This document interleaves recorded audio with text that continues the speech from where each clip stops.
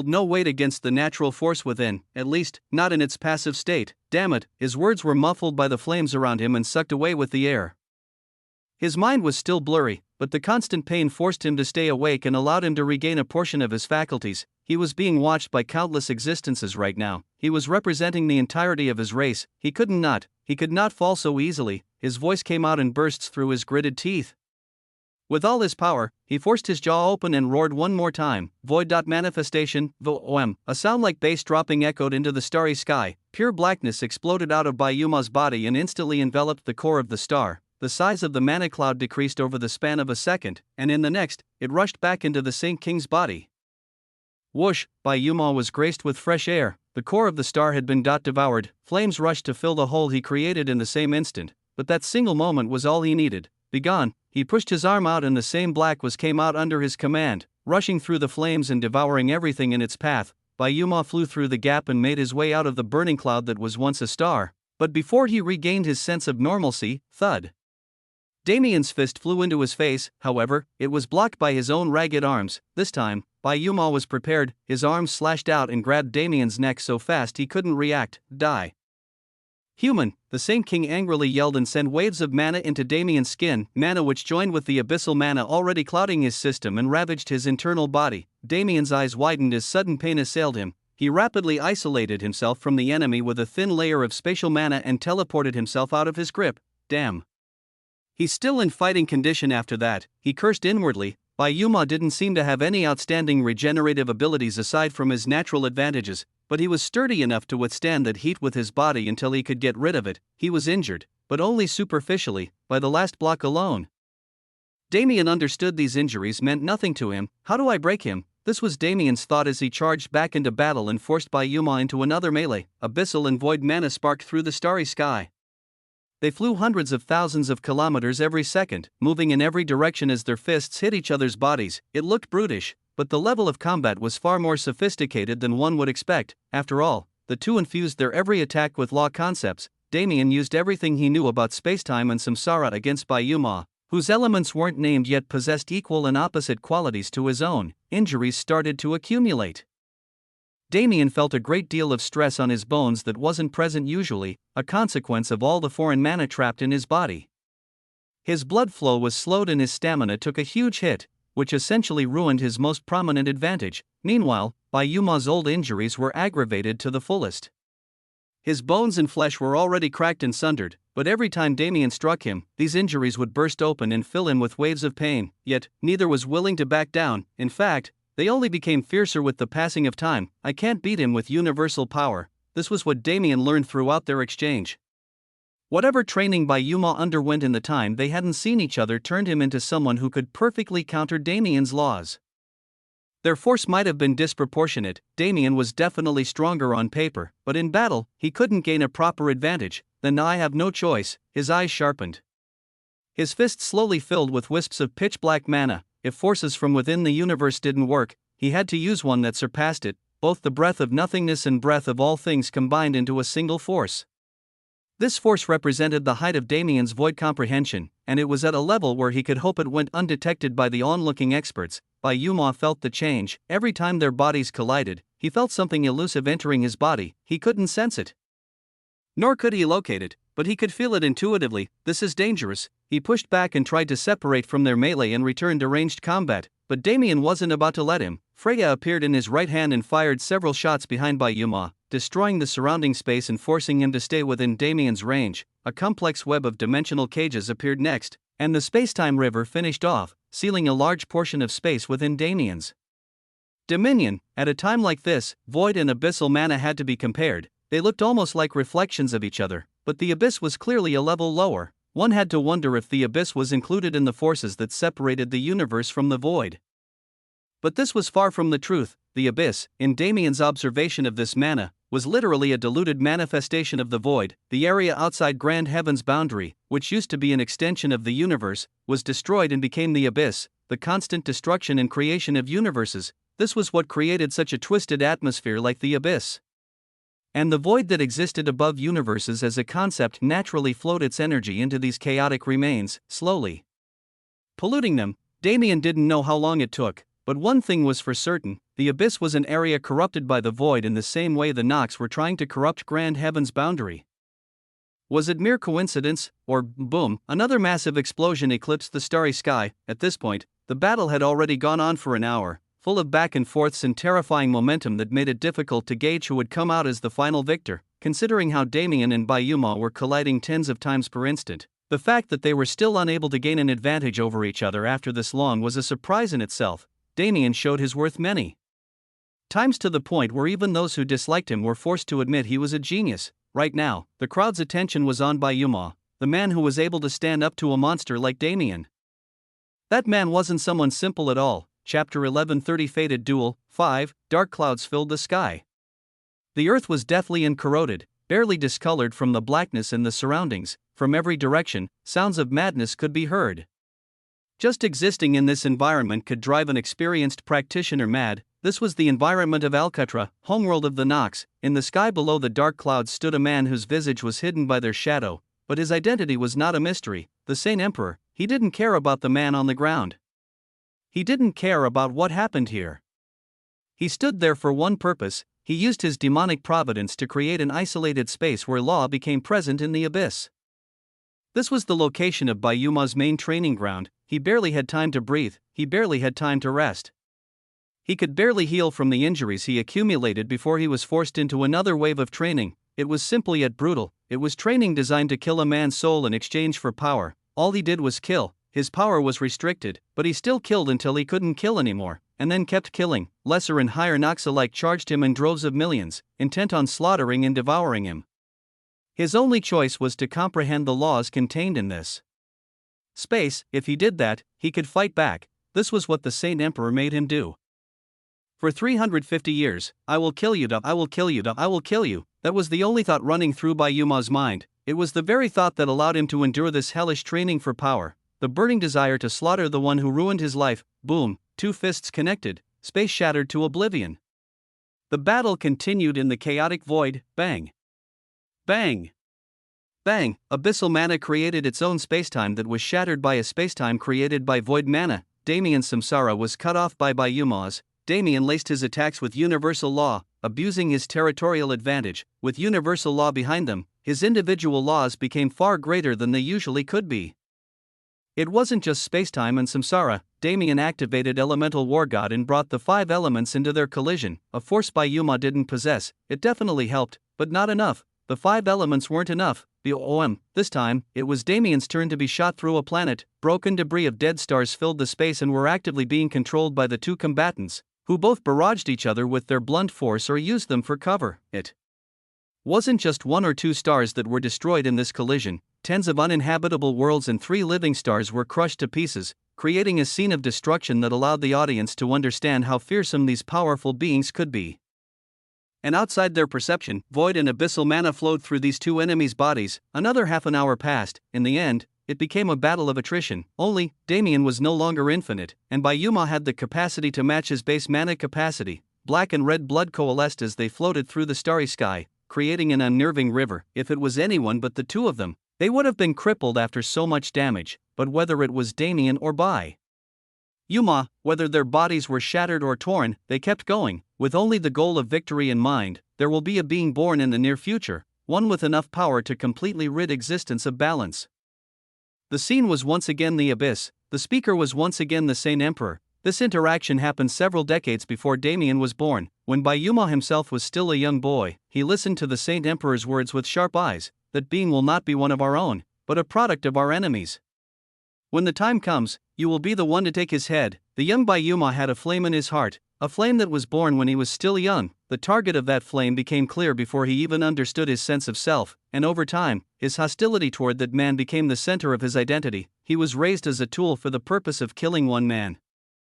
Yet, when he finally met that man, he lost. But the time he spent battling that man, why did it feel like a refreshing breath of fresh air away from the torture of his regular life? The fight continued. Damien now held Mirage in his hand and had absolute mastery, boosting his sword skill. He stabbed, slashed, and parried with such precision that peak swordsmasters were learning from his movements. Bayuma had no space at all.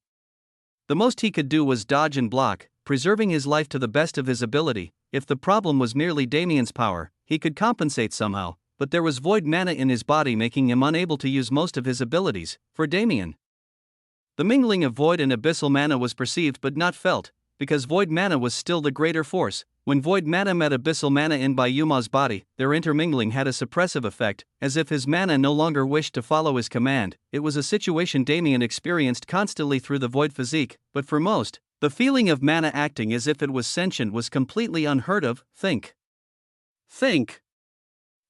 he'd been preparing for centuries for this battle. He prepared for centuries for the first. He couldn't lose both. Think, void manifestation, his demonic providence, was powerful enough to save him from this situation. But he was certain it would completely consume his mind if he let it out. Think. Sheeing, Damien's sword approached dangerously close to his neck before he could move out of the way. A line of blood surfaced on his skin. Goddammit, there were no other options. He had no choice but to use his final trump card, even if it meant crippling himself in the process. The Nox were belligerent and uncultured in the perception of all, but they were not all as such. Some emulated the facets of human society, such as family and community. The Nox were able to reproduce with each other, but the result of those unions wasn't much better than the products created by Al-Qatra. The only difference was they had more talent and supportive backing, which allowed them to gain sentience at a faster rate and in a more controlled environment. One of such societies existed in a secluded corner of Al-Qatra, hidden from the chaos of the world's surface, and at this moment, it was left in ruins. All beings living in that community decorated its streets as stains of black ink. Their bodies were merging through the Nox's natural rebirth process that would turn them into a super soldier puppet for their superiors to command. In the midst of this broken society, only a group of 6 children survived. Under the guidance of their elders, they'd gained sentience at a young age. Something that was detrimental to them in this moment, because their horrified eyes had the intelligence to look at the man who caused this traumatic scene, the man standing in the sky with his face hidden in the shadows cast by the dark clouds above. Chapter 1131 Fated Duel 6. He could feel it, the unnerving wriggling sensation overtaking his body. It was alien, but also felt incredibly familiar. It reminded him of a time in the past. The Saint Emperor stood above him, his hand to his chest. His grasp was strong and rough, and the feeling of the mana he pushed into his chest felt just as unnerving as this. That was the day he awakened void manifestation. He would never forget it. It felt like his body was going to disintegrate. His ego reached the pinnacle of death and surpassed it, barely glimpsing the visage of an even darker darkness, but in return, he gained something that made him strong. Pain was power. That was a lesson instilled in him ever since that day. The torture he endured would make him stronger, and nothing else mattered. Nothing else mattered at all. Nothing else was supposed to matter. God damn it, he roared in frustration. His fists swung wildly, and throughout the course of this battle, his techniques had seen a major improvement. A left hook followed by an uppercut, a feint that hid the twisting path of his left arm that slammed into his enemy's chest. Despite his worn body, filled with unsavory mana and torn by a variety of universal forces, he pushed forward and disallowed his enemy any time to counter. His fists were not just laced with abyssal mana, but drenched in it. The universe could not contain his aura any longer. The ruptured space could not heal. The chaotic void separating it from pure chaos was strained, almost unable to keep the two combatants away from certain death. However, he didn't stop. Abyssal mana became stronger the more he used it. There was a cost, but it wasn't enough to keep him from utilizing it to its full potential, especially at a time like this. The universe's spacetime was put under his control. The cycle of samsara halted due to his influence. The laws his enemy focused on, these laws were completely rid from the surrounding space. Damien gritted his teeth and retreated, regaining his balance and making distance. He was covered in blood from head to toe. Transcendent regeneration was still unable to break through the shackles by Yuma designed just for it. Damien felt a feeling he almost forgot, the feeling of physical fatigue. His body was heavy and his movements were slowed. When he had to face close combat, he was at a great disadvantage. The battle completely flipped in the time they'd been fighting. While it started with Damien's advantage in hand-to-hand and by Yuma's advantage in range, the Saint King currently held both in his grasp. It was a surprising turnaround that none were expecting, including Damien himself. I need to be aggressive, he sensed it well. Yuma was also winding down. He looked fine only because of his Nox physique. The void had been corroding his mana system since almost an hour ago. It was likely his mind and internal body were also in the process of degrading at the moment. It's almost over. Damien glanced to the side for a second and frowned. Shaking his head, he gave up. Pitch black mana surrounded his fists, creating what was an invisible air of incomprehension to onlookers around his body. Bang! He shot forward like a speeding comet. World force and universal law entered his dominion, and Damien did something unheard of. He defied the universe itself. Boom! A tsunami of mana spread from his body. No, Damien connected his mana to the universes and took control of it. He turned the universe itself into his plaything. Flash! His body took less than an instant to appear beside Yuma. His fist crashed into the Nox genius face with a dull cracking sound and threw him deeper into the chaotic void. Damien followed, expanding his influence further and setting up a domain. The space-time river reappeared. However, there was something different about it this time. Damien materialized behind Yuma and grabbed him by the back of his head. Slamming it down, goo, a strange sound came out of Yuma's mouth. He was being drowned in a river of space and time. Now wasn't the time for him to be reminiscing, but it was similar. There, on Alcatra, there was a river like this one. It did not shine in iridescent blue, but an ominous gray color. Yuma remembered it, the feeling of getting his head slammed into that river, the feeling of its water filling his lungs and destroying him. His surroundings resurfaced, the bleak chaotic void swirling with vortexes of spatial distortion. Damien's grip on the back of his head strengthened. He felt heat from the man's hand that reached the level of lava in a few instants. Boom! A forceful impact like a tank round sent him spiraling through the void. He was dizzy. He could barely distinguish the past from reality. The figures of Damien and the Saint Emperor overlapped in his doubling vision. The scene was too familiar. Why was it so familiar? Why was Damien eviscerating him like this? In all reality, the mana he sent into his body was enough. The more it ate his own mana and body, the more it grew. Yuma was doubtful if even a portion of the mana in his body was still his, just like that time. At that time, the Saint Emperor abused him like this. His mana was suppressed and his body was worn down, but he kept fighting with spirit alone. Yet, what was it? Why were these memories coming back? They were killing it. His spirit, that was, he wanted to fight, but the longer Damien's figure overlapped with the Saint Emperor, the more his will to fight diminished, because that man was impossible to overcome. No. Boom! Boom! Boom! 3 more hits to his skull.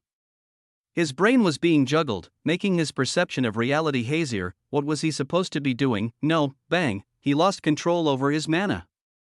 Damien regained the power of space and immediately summoned Mirage, bringing it up and slashing with Horizon Break. No, he was been thrown out of the chaotic void and back into Grand Heaven's boundary. The pure mana of the universe seemed to clear his head somewhat. He was tens of thousands of kilometers away from Damien.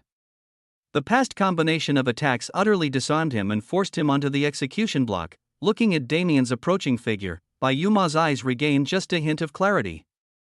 No, he is not him. That was not the wall he always saw. This was the wall he had to overcome in order to face that one with confidence. Bang! Yuma was tossed again like a lifeless ragdoll. He didn't retaliate.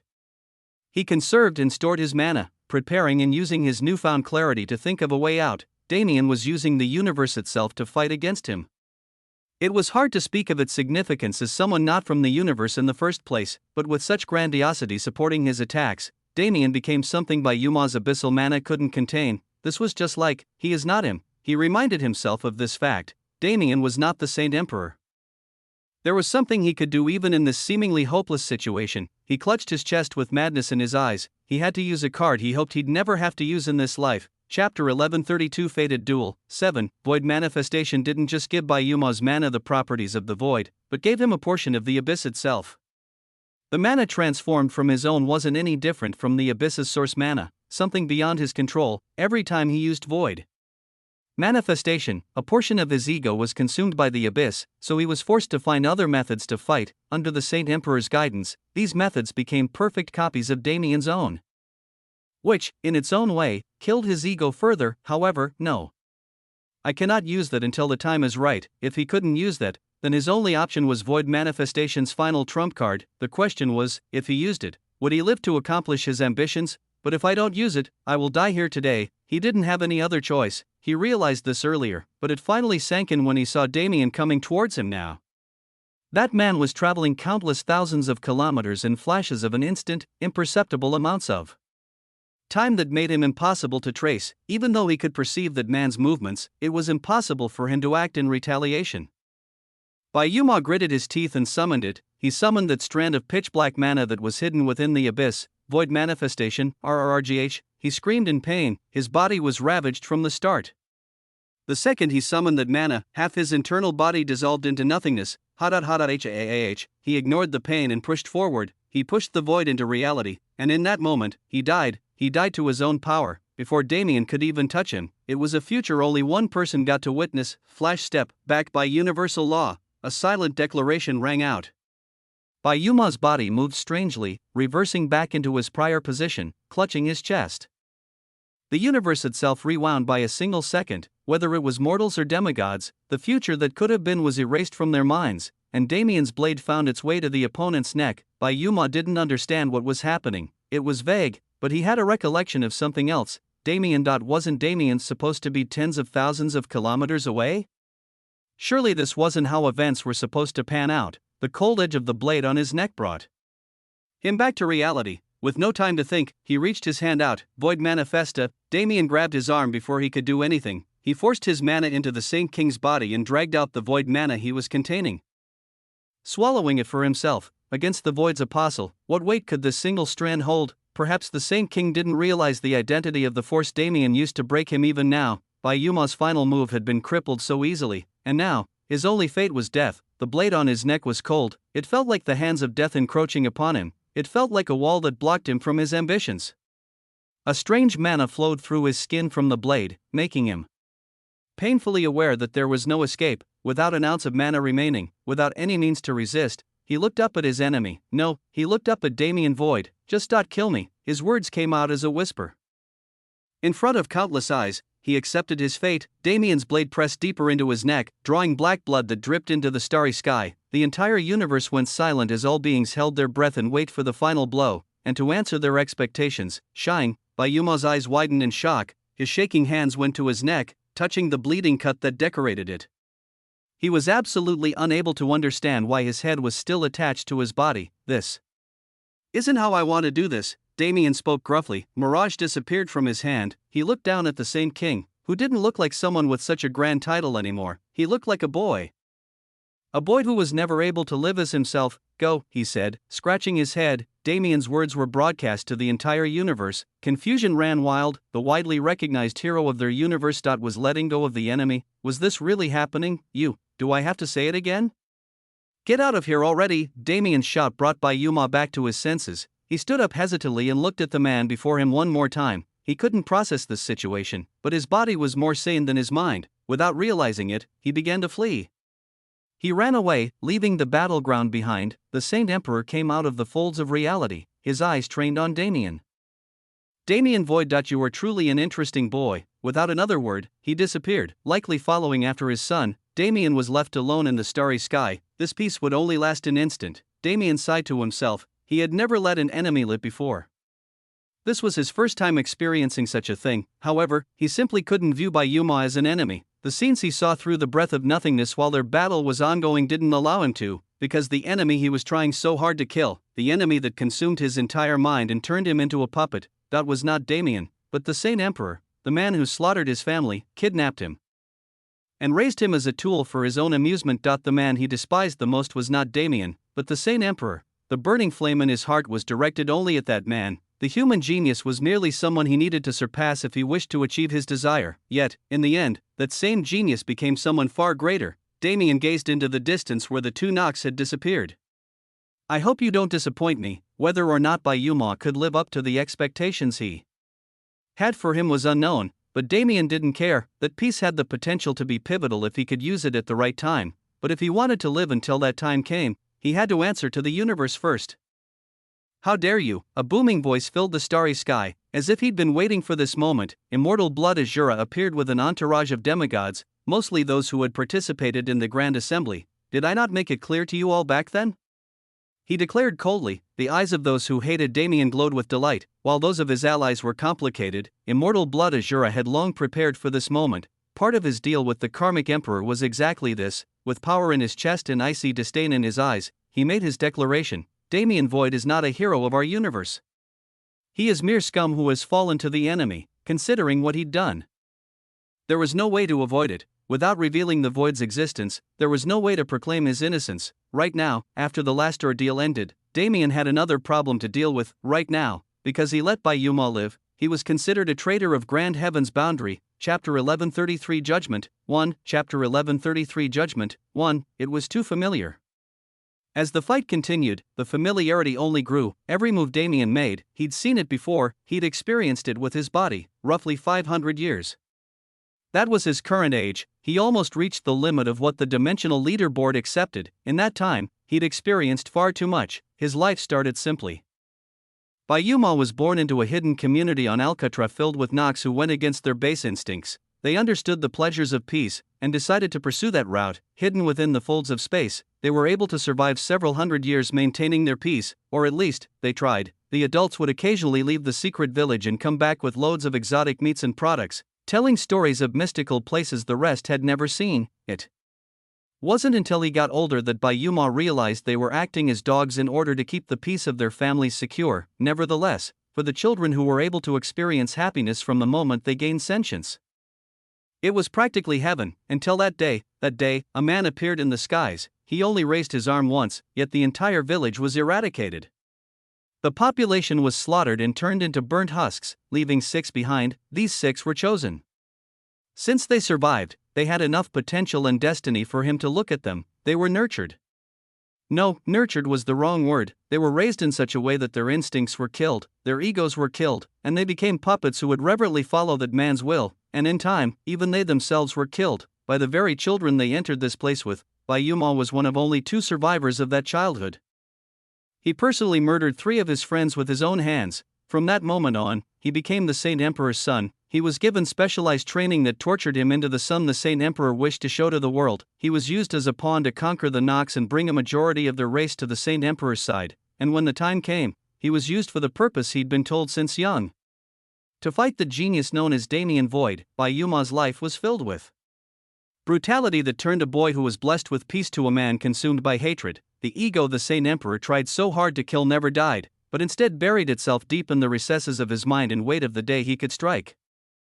The man who massacred his entire family, that man had to die. Sentience wasn't the only thing the Nox gained upon reaching 4th class, there was something else, a shackle that released and provided one glimpses of a forbidden truth. When Bayuma realized that truth, rather than pride, he only felt disgusted by his race. He disdained his own origin. To others, he wanted to reach the Saint Emperor to live up to his expectations.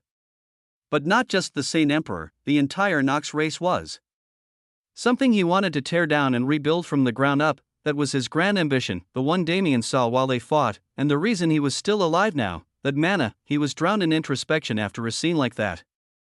He had to rationalize the thoughts of his supposed enemy, otherwise, he wouldn't be able to live with himself. It was the same, the mana Damien used to defeat him was the same mana that almost killed him when he summoned it. He finally realized this, and if it was that mana, he could understand far more. It was far more diluted and unable to show its full potential, but this mana resided in the Saint Emperor's hands as well. He'd experienced its effects with his body. He saw, then, not have I gained an unexpected ally. He couldn't figure it out. Even if his final goal aligned with Damien's, how could the man easily ally with someone like him, in order to disguise his intentions? He followed the Saint Emperor's will and created a persona of absolute evil. It wasn't just 1 or 2 genocides he'd committed, he'd mindlessly wandered to the edge of the universe somehow. He didn't know how he arrived here so rapidly, but he was currently looking out into the abyss from the grounds of Ion. He turned his eyes back to grand heaven's boundary. Who are you, Damien Void? Whoosh, his eyes widened as he stumbled back. Someone surfaced behind him, his presence totally unnoticeable. Goosebumps rose on by Yuma's skin. He could guess who this visitor was. Father, he said emotionlessly, turning around to face him. I do not have a son like you, the Saint Emperor responded coldly. This was not a defeat because of my own carelessness. He is stronger than me now, but I am certain I will be able to kill him the next time we meet. Yuma's eyes were cold and ruthless, completely unlike his thoughts. The Saint Emperor looked into those eyes indifferently. Even you are aware of the stupidity of your words. I may not be able to accomplish it on my own. But if I strategize properly, I will be able to take him down. Strategize? Is that what I raised you to do? Your only purpose is to fight him directly, not to use petty tricks. However, he is my fated enemy. I must rid him from existence by any means. No, the Saint Emperor shook his head. Your purpose was not to defeat him, but to be defeated by him. For a smart boy like you to still be unaware of this fact, is your hatred blinding your vision? Yuma's eyes widened. Right, it was familiar, far too familiar. The feeling of hopelessness forced into his mind by that familiarity played a large part in his eventual defeat. Yuma's voice halted. The Saint Emperor took a few steps forward, towering over his son. Your part is finished, he said, raising his arm. My part? Yuma frowned in confusion. Alarm bells began to ring in his head. The Saint Emperor's eyes, those eyes that look both hollow and full of light at the same time, those eyes that were windows not to a soul, but to utter darkness, those eyes were currently gazing down at Yuma as if he were trash on the street. You no longer have purpose in this story. The Saint King's eyes widened. What is he talking about? There was no time for him to consider those words. Faster than his perception could read, a figure emerged from the darkness above. A sharp blade was once again pointed at Yuma's neck, but this one was not going to stop. The blade tip pierced the Saint King's skin. In other words, it was time for him to die. His life flashed before his eyes again. He knew once again that he immediately felt the mana of a supreme, mana he could not resist. He was no longer necessary for the story. In other words, it was time for him to die. His life flashed before his eyes again.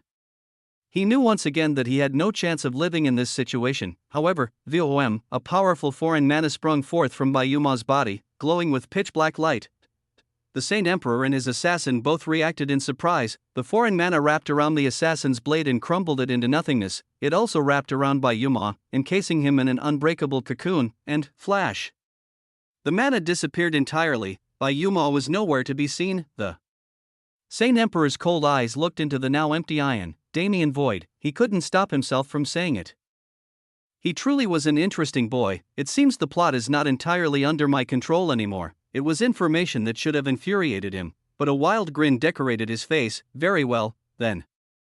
Let us see how far you can push. He turned around and took a step. The supreme left behind on Ion exploded into black ink, never to be seen again. Silence reigned once more. The Saint Emperor and Saint King, two beings who were always referred to in the same breath, were now openly walking paths that opposed each other. It was impossible to say how the future would pan out. Chapter 1134 Judgment 2. Damien provoked many powerful enemies in his time, but he usually wasn't moving in a way where their influence could truly impede his path. This time, it was different. This time, there was no way to absolve himself of blame. Currently, the starry sky had become the location of a second grand assembly. Hundreds of demigods gathered in this place and formed what felt like a panel of judges, facing Damien and putting massive pressure on him. The live feed broadcasted across the universe did not cut off. The only projections that halted were those nearby anywhere the Nox could be. The jury for this trial was the common people of the entire universe, and the main judge seat was taken by immortal blood Azura. Even Lucille and Lucifer, who came later, were unable to shake his position. Damien Void, explain the reasoning behind your treason, he said, giving Damien no chance to claim innocence. However, Damien didn't allow himself to be fazed. He had to make it through this if he wanted to keep his life. I did not commit treason, he responded resolutely. My decision. Damien looked the enemy in the eye and spoke with confidence. You showed mercy to a terror who plagued our universe for several decades. If not treason, then what is it? My decision. Damien looked the enemy in the eye and spoke with confidence. It was important to prove his innocence, but first, he had to match immortal blood Azura's momentum, lest he be driven into a corner. Damien Void, do you refuse to comply? Immortal blood Azura uttered coldly. I do not. If you present me with a proper question, I will answer it without fail. Then, why did you do it? None of us are able to understand this so-called decision you've made. The one who spoke this time was Lucille, who added a semblance of civility to the conversation. Damien nodded and responded in kind. I cannot state the exact reason, because I am uncertain if everyone watching truly feels the loyalty to our universe that they proclaim, he started, directing a sidelong glance at Immortal Blood Azura. However, I can swear a mana oath right here in front of our proud people that I have never and will never act against Grand Heaven's boundary. Lucille nodded. Then do so. If what you say is true, then we can discuss your reasoning in a more private setting at a later date. Mana oaths were not an end-all be-all, but in a situation where the truth absolutely needed to be confirmed, it was the best solution. Because of the swearing party swore an oath written by others with surety that loopholes weren't present, a mana oath could become absolute. Such a case was this. With a panel of demigods present, it didn't take long to flesh out Damien's oath. After it was supported by a majority of the panel, it was presented to Damien, who swore it on the spot. The iridescent blue mana of the universe swirled around him. An ethereal presence descended, like a massive eye judging his every facet. And within a few seconds, this feeling disappeared. Damien was indeed telling the truth. Regardless of your intent, you must be punished for making such an immature decision when the universe's fate sits on your shoulders. Immortal Blood Azura spoke, not allowing Damien's actions to affect the atmosphere. I suggest sending Damien void to no return pass under mana oath to guard it without fail for 10 years. 10 years? Murmurs rose from crowds in all parts of the world. Damien might have made a terrible choice, but did it justify 10 years worth of any punishment? Besides, it wasn't just any punishment, but 10 years guarding no return pass. The dangers of this place could be inferred from its name alone. Immortal Blood Azura, please leave personal feelings out of your judgment, Lucille said with a frown. Personal feelings? This is not personal in the slightest, Immortal Blood Azura responded, not losing his confidence. I have received reports from a reputable source that this man, Damien Void, has been seen making acquaintance with the enemy. Do you have evidence? Lucille asked. I do. Immortal Blood Azura understood Damien's status. He understood that he couldn't give Damien a cruel punishment with just this event alone. Naturally, he prepared something else. Multiple projections lit up the starry sky. The scenes in these projections showed Damien's interactions with a single person. Zara, whose presence he hid to avoid this exact situation, was now being used against him. Damien frowned. Projections made by a demigod were especially terrifying because one could perceive the scenes within. For these demigods, sensing the Nox bloodline in Zara's body wasn't difficult at all. Like Damien Void, what excuse will you use this time? Immortal Blood Azura said, almost mockingly. Damien's eyes were icy. None. That person is not an enemy, but one of our greatest allies. She was born to a Nox father, however, she has never had contact with him. She was born and raised as a citizen of our grand universe, and her allegiance lies here as well. Damien was angry. Not just because Immortal Blood Azura was antagonizing Zara, but also because of how he gained the ability to do so. Damien, his wives, Aliyah, and the Sanctuary's core personnel were the only ones who knew of Zara's true origin. No, there were more. The Saint Emperor and his subordinate Sebastian, who discovered her identity on Calypto. There was only one place his information could have come from. That man was a traitor, and currently, he was trying to frame Damien as the same kind. Unbelievable, he muttered inwardly in disdain. The panel was currently discussing among themselves. Along with his words, Damien provided his own memories of Zara, which depicted the many instances where she fought the Nox as if they were her worst enemy. Because they were, it was hard to say Zara was Nox affiliated, because as more and more of these demigods used their influence to find traces of her across the universe, as more information came in with every passing minute, it became clear that Zara only had a single allegiance, absolute loyalty to Damien, and if Damien was already recognized by the universe as a guaranteed ally, wasn't it easy to prove her innocence? Unfortunately, the world of politics didn't work so innocently. More than her intent, the fact that Zara had Nox blood in her body took hold of people's hearts. Perhaps she would be able to avoid punishment, but if she was found, she wouldn't be able to avoid strict monitoring. And Damien was absolutely going to be punished. One had to think from the perspective of a neutral party among the board of demigods. Immortal Blood Azura had long prepared for this moment, and a majority of demigods were on his side. Those who cared for their own self-interest more than the greater good chose to side with the man who had more influence, left neutral, with their aid unable to help the side supporting Damien. Wasn't it better for them to support the majority? It went to a vote. There was no anonymity allowed in such a setting, and in the end, over half of the panel supported Immortal Blood Azura. 10 years and no return pass. Was this to be Damien's fate? He frowned to himself. Punishment was unavoidable, and if he acted unsightly here, he'd lose the hearts of the people. He couldn't deny accountability. If he wanted to accomplish his goals, if he wanted to repeat the miracles he performed in the human domain to build the sanctuary, he couldn't lose the support of those people. I will accept my punishment, he said, his gaze not losing its light. However, I'd like to make a proposition.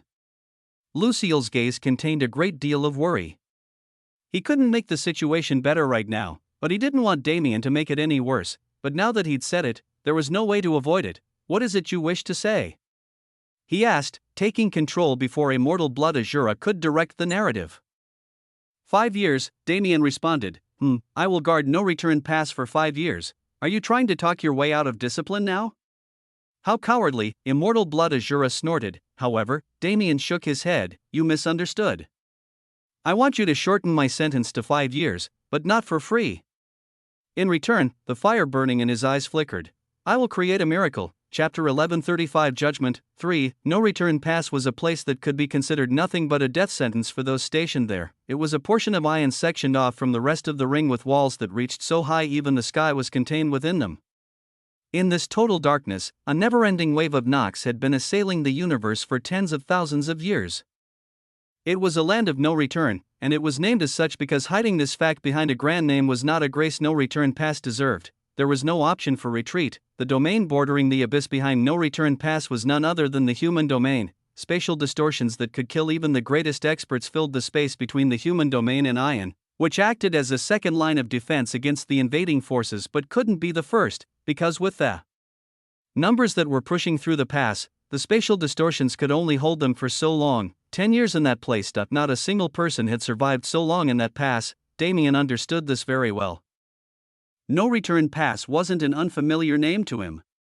He also understood that even 5 years was a period equivalent to hell, but he was confident he could do it, and he was aware that there was no way for him to knock the punishment down any more than this. Immortal Blood Azura was truly wicked. If he started with 10 years using the Nox and Damien's treachery as his argument, Damien's ability to negotiate would be severely damaged. Did he want to bring his punishment down to almost nothing? What a coward! This was the thought the common people would hold towards him, because to them, no return pass was a name without substance. It was a place of punishment, not a place of absolute death. Such was the power of authority, the position he stood at, the connections he held, and the power his words held. Because of these factors allowed Immortal Blood Azura to weave a net Damien couldn't escape. It was surprising Damien hadn't been caught in such a net before, but this was also because he was unreasonably powerful. The only way for him to face these consequences was to have an even more unreasonably powerful enemy. Nevertheless, Damien proposed 5 years.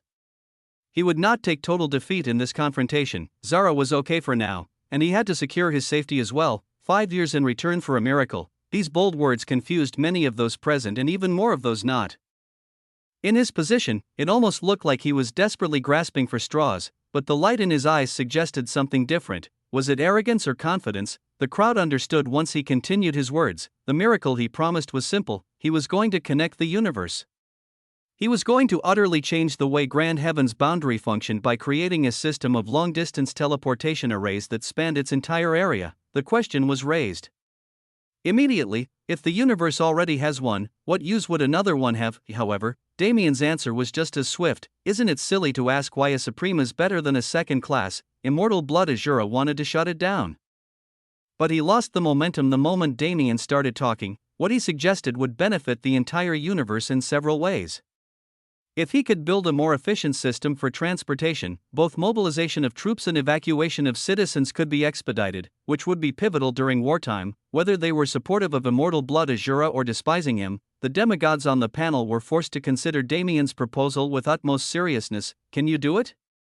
Lucille asked, once again speaking for the panel. I can, Damien responded confidently. How long will it take? Damien frowned and thought. It took 5 years to consume the human domain, but this time's task was far easier. He only had to visit inhabited worlds, and of them, he didn't have to visit each one. After all, technology to travel between worlds in close proximity had been present for those in the wider universe for as long as it had history. Even the most poor and disconnected worlds could afford a means capable of doing so. However, he also had to account for budding worlds like Earth once was. Those worlds who were disconnected from wider society and had to start from the beginning to adapt, they could not be left to fend for themselves. Give me 2 years if you want a fully functional system. I can prioritize Hephaestus and the divine realm and have them done in less than one, and even bolder statement. It was unknown how long it took for the ancients to set up the current system, but there was obvious evidence that their civilization went through several changes in the process of its creation. To replicate such a feat in 2 years, even the uninformed members of the crowd were baffled by this declaration. Do you dare to sign another mana oath? Immortal Blood Azura said coldly. The only hope he had at dealing more damage was if Damien couldn't finish his miracle in time, and he couldn't interfere with that mission, because Damien was going to be watched by everyone for the next 2 years. I do, Damien declared. Regardless of what his enemies wished, he would move on the path he chose. The panel took a moment to discuss. 2 years was a long time considering that war would likely start this very day. However, when the war was projected to last decades, this period was minimal. There was no logical reason for anyone to disagree with this proposition. 5 years and no return pass was still something that would cripple a young genius like Damien, and if they could gain from it, even his enemies supported this call. Thus, the final verdict was decided. Lucille stood up and spoke. To face the consequences of his actions, Damien Void shall build a universal transportation system within 2 years and serve 5 years in no return pass. If none disagree, we shall move forward with the mana oaths. Damien smiled imperceptibly. Facing the consequences of his actions was completely different from punishment for crimes against the universe. Lucille's words changed the tone of the trial into more of a disciplining for a promising youngling, and with no disagreements spoken, the motion was passed. In front of all eyes, Damien took 2 mana oaths. The first was the agreed oath for the teleportation system, and the second stated that, once he was finished, he would guard no return pass without retreating or abandoning his post, even if it meant death. The mana projections spanning the universe cut off there. The general public was left to process the storm that had just passed. The council convened in the starry sky dispersed, some greeting Damien and others throwing him gazes filled with mockery. Immortal Blood Azura spoke no more at this juncture, but he did leave Damien a personal message before leaving. Damien watched his back as he left. The crowd around him was drowned out by the cool silence in his mind, an enemy he didn't take seriously until now. An enemy he disregarded because he couldn't make a direct move against him. Such an enemy was the one who grasped the chance to bring him to ruin. I'll remember this, he thought to himself. Count your days, traitor. Chapter 1136 Judgment. 4. The situation came to a natural end there. While Damien was swept away by his allies for a myriad of conversations, the aftereffects of the passing storm showed themselves in various parts of the universe. Firstly, Damien's reputation didn't suffer as much damage as Immortal Blood Azura wished. Within minutes of the ordeal's end, Damien's information was revealed and spread across the universe at impossible speeds. The feats he'd accomplished before fighting the Saint King or appearing at the Grand Assembly were now clear to all. The fact that he'd been fighting on the front lines without any desire for recognition swayed the hearts of many. When combined with the fact that Damien gave the universe a victory this time, it was hard to view him as someone who would betray his people. Therefore, the words Damien spoke during his trial were granted credibility. The fact that he likely had a reason for letting the Saint King live was understood. Of course, there were still those who chose to hate him regardless of the facts. Their number wasn't small at all. However, the amount of actual traction their opinions could gain was negligible. Damien Void was a true warrior of this grand heaven's boundary. This much could not be denied. Zara's matter was also positively influenced by this perception. Yes, Zara had Nox blood. Immortal Blood Azura's proof didn't just show Damien and Zara interacting, they made it clear without any room for negotiation that Zara was descended from the enemy. Her identity was validated by Damien and Lucille, so once the adrenaline rush of the situation died down, most of the suspicion against her diminished, but it was hard to completely rid the people of their prejudice towards the Nox and those related to them. If there was one thing to celebrate, it was that Zara's human form was not revealed in the information. She would still be able to conceal herself as long as she learned how to disguise or transform her aura and mana, at least, for the short term. Damien was able to get by without actually accumulating too many scars. He didn't have much status on his own, but his connections were monstrous. They weren't many in number, yet each of them stood at the peak of righteousness. And their words held mountains of weight. With their influence, as long as Damien fulfilled the oath he made, he would be able to escape this calamity in the long run. The only problem was surviving long enough to see the long run, no return pass. Damien heard much about it, but there were no memories of it in any of those he'd devoured. Its reputation wasn't for nothing. It's a good place to hone my skills. Besides, I won't be totally disconnected from the outside world. His main worry in this situation would have been his wives and close companions. but it wasn't difficult to give them access to the sanctuary, which would both protect them and provide them with a means of communication. Thevel's army can be mobilized through the girls. With the way the Void Library has grown in the past few years, I'm excited to see what kind of skills they can show. His main purpose in raising them was not in Grand Heaven's boundary, but they were a huge trump card he could use if the situation called for it. He sighed to himself. The entire thing felt hollow. His fated duel ended how it should have, but it was unfortunate that this was not a matter he was allowed to put personal feelings into. The proper resolution I wanted couldn't happen because of all the eyes. He should have escaped safely by now. I can only hope he understands my intent. Instead of worrying about the past, he needed to focus on the future. 2 years. It'll be relatively smooth, all things considered, so I should use this time to make my final preparations. He needed to prepare countermeasures against many things, he needed to improve himself, and most of all, he needed to make the most out of the time he had remaining with his people. They're probably worried as hell right now. Damien smiled wryly. He'd been feeling the signals from the sanctuary for a while now, but he couldn't entertain them because he was busy with the experts around him. Alucard, Commander Hua, Pandora, and the rest finally left a minute ago, and while Tian Yang was still present, he wasn't an outsider. Plus, he already knew about the sanctuary, albeit not its current form. Damien rejoiced in the small pleasure he could anticipate from the old man's reaction and pulled him into the sanctuary. Well, it was to be expected that Tian Yang was stunned in a stupor. There was an actual universe in the place he once saw as a single continent. Stars and planets formed solar systems, galaxies formed galaxy clusters. It was unimaginable that such a structure was in the hands of a single person. Tian Yang was left alone and frozen in the starry sky to deal with his thoughts while Damien was dragged to Thevel and sat down by a group of women and a few men. The conversations there were not much different than those he had on the outside. Tsunamis of concern and earnest care for his well-being overwhelmed him, and he could only quietly accept them. He wanted to tell the girls about what actually happened with Bai Yuma, but now wasn't the time. That conversation could wait until they were on the road. There was just one final task for Damien to finish before they set off. Not only was it good for him, it would be a blow to immortal blood Azura's ego, another old man whose face is going to be hilarious when he finds out. I can't wait. Damien reappeared in the vast emptiness of the starry sky. He teleported incessantly until he crossed out of the divine realm and into the spatial distortion field around the human domain. Even demigods couldn't pry on what he did here. They worked well in the time I was gone. Now that it's time to reap the rewards, Damien closed his eyes and connected to a relatively new power in his body, Law Controller, GAH. Damien was instantly assailed with a wave of terrifying pain.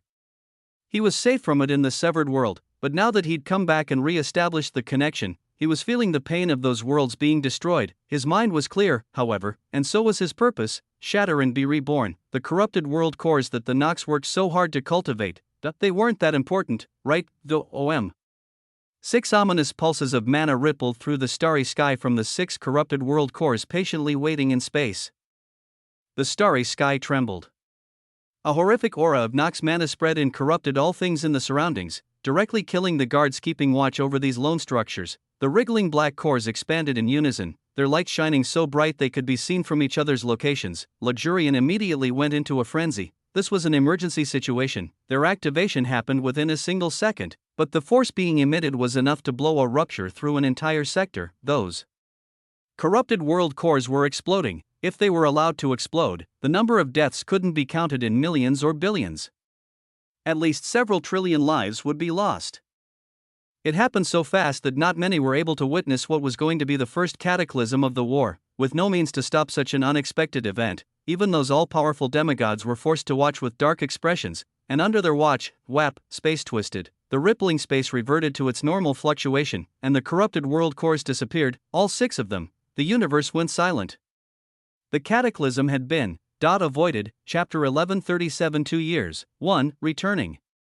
Just a few hours to the past, not long after Damien and Bai Yuma's battle ended, the atmosphere amongst the Nox was quite brutal. The Nox weren't an extremely social race like most of those in Grand Heaven's boundary. They had their main power structure that all beings followed, but other than that, there wasn't much true organization or connection. There were various colonies of Nox throughout the abyss, those brought together fate or purpose. These scattered groups all came under the control of a Nox emperor, and by association, the Nox lords under them. If they wished to resist, they'd either die or be forcefully controlled, so they did remain loyal to their forced allegiances, if only for self-preservation. The Nox's independence was precisely because all of them were too similar. their base thought processes clashing because of this familiarity. Therefore, when Bayuma lost, regardless of where one turned their attention, the Nox had the same reaction: disdain, mockery, and fury. The first two were obvious. The battle might have held great importance for their race, but the loser was still pathetic. It was only natural to treat him like trash. The last was more complicated. The Nox did not have a sense of community, but they absolutely cared about face. It was a strangely contradictory trait, where an insult to the race felt like an insult to the individual despite their nature of denying camaraderie. If Bayuma returned to the abyss in this atmosphere, he would have been torn apart not only by words but by equally vicious fists as well. However, Bayuma did find his way to the abyss. Eventually, though not by his own design. Where is this? He thought, glancing around at the absolute blackness in his surroundings. He clearly felt the connection between him and the surroundings brought about by his trait, but this was a section of the abyss he'd never seen before. It was a section of the abyss away from the Nox. Honestly speaking, even Damien couldn't say where the Saint King was now. The technique he used was a cheat of the void more than anything else. He set a condition that would activate the desire he stored within the mana in the same way a computer program functioned, only, unlike the precise calculations needed for a program, Damien only needed his thoughts. When hostility from a stronger being is sensed, transport Bayuma as far away from the Nox as possible. This was the command he gave his mana, and with the slight traces of universal law creating a bypass for the void to act, it was able to carry out such a fantastical task properly. Damien's mana was the origin of everything, both known and unknown, both existent and non-existent. The capability to act autonomously under his order was merely a rudimentary ability it held. However, such a rudimentary ability saved Bayuma's life, and from the looks of it, gave him the opportunity to start a new one. I will not be a slave any longer, he made a declaration. This life, he would no longer let it go to waste.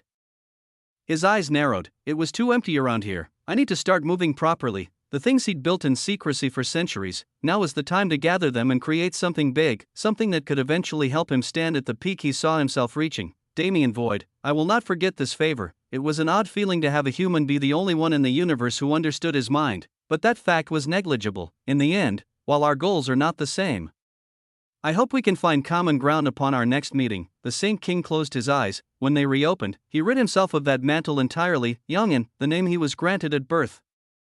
The name that symbolized his family's dear wish for him to live a life of peace and fulfillment, the name destroyed by the Saint Emperor. This was the name that would shake existence itself in the years to come. The Soul Emperor did not need to personally interfere with the gift he'd prepared for Grand Heaven's boundary. While the projection feed the Nox could see was cut off before Damien's trial, he was still able to witness the entire ordeal through his own means. How silly, he said to no one in particular, merely voicing his thoughts in amusement. While their universe was falling apart, there were still people so selfish they wished to suppress their greatest geniuses? It was quite funny to see. No wonder the universe was destroyed until only Grand Heaven's boundary remained. When they couldn't even defeat themselves, how could they stand against outside enemies? Now, this reasoning was more than hypocritical considering how the Nox were even more selfish than them, but it was not an invalid thought. After all, despite their greed and hostility towards each other, the Nox had enough unity to push the universe to this extent. It was the peak of irony. The Soul Emperor did not need to account for the fact that the Nox had a nearly infinite number that played an arguably larger part in the current situation, even if their numbers were smaller. Only their strategies would change, because the absolute obedience of a lesser bloodline had an absolute hold on even the most rebellious Nox. There were hardly moments when he could feel such emotions. The Saint Emperor was a strange being whose consciousness was, for lack of a better word, disconnected. For him to feel amusement of all things, that perhaps it has been excited by what is to come. The only time he felt wild rushes of emotion was when a plan he created was executed perfectly and without fail. Knowing such a moment was coming again, perhaps his mind was already on edge. There was no point thinking about it. It hardly mattered in the first place. Did I wait too long? He didn't wreak havoc soon after the fated duel ended for a single reason. Due to the situation with Damien, if he delayed by just a little, he could create a far bigger impact. Not only would he destroy their physical world, he would destroy their minds as well. Besides an omen of the universe's doom, what else could such a chain of events be called? Hours passed in Grand Heaven's boundary. It was like an instant in the abyss. The time has come. As if on cue, a subordinate appeared at the entrance of the space, prostrating without daring to look at the being who resided there. Lord, preparations are complete. The task will be accomplished within a minute. The Soul Emperor hummed without a word. And the subordinate scurried away. If he stayed near that place for any longer, he felt like he would die horribly. He was correct. The Soul Emperor wasn't a madman like the inhuman emperor, but he viewed all life other than his own as worthless, and thus would kill others without rhyme or reason simply because he did not want them to exist anymore. This was the kind of person targeting grand heaven's boundary. The Soul Emperor's hollow eyes were wide open as a projection opened before him. The scene only few in the universe saw became visible to him as well. 6 world cores in 6 different sectors shone with brighter than the light of Genesis. The single second in which they reached the point of no return stretched into what felt like minutes to the perception of the Soul Emperor. The moment they peaked, an array of reactions chaining through their surfaces to create a picture of twisted beauty that only one man could enjoy. Whap! The Soul Emperor's body shook. 6 corrupted world cores disappeared from the starry sky. Everything regained silence. The only fluctuations accompanying the event were those of the natural space patching itself and making up for their disappearance. Those within the universe were already shocked into a stupor, so the Soul Emperor's reaction could only be imagined. One could practically see his face turning a bloody shade of red. What is this blasphemy? He roared, his voice boomed through the space and destroyed his surroundings.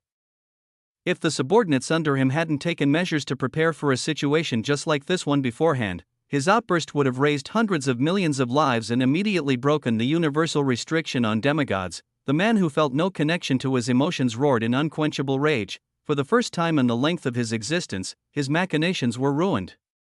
And as if this wasn't already humiliating enough, that he soon found that he had no way of uncovering the cause. Chapter 1138 2 years, 2. The reactions across grand heaven's boundary were just as expected by both Damien and the Saint Emperor. The power of a generalized opinion was immense. While people would inevitably try to uncover details and flesh out said opinion, they would always do so under the bias they hold for or against it. The true situation with the corrupted world cores couldn't be revealed to the public for obvious reasons, but it was impossible to hide their disappearance. A disappearance that even Heaven's army could only explain away with a promise that they were in the midst of investigating. Such a scene could only be considered a miracle. Corrupted world cores were the last visible trace of the Nox in grand heaven's boundary.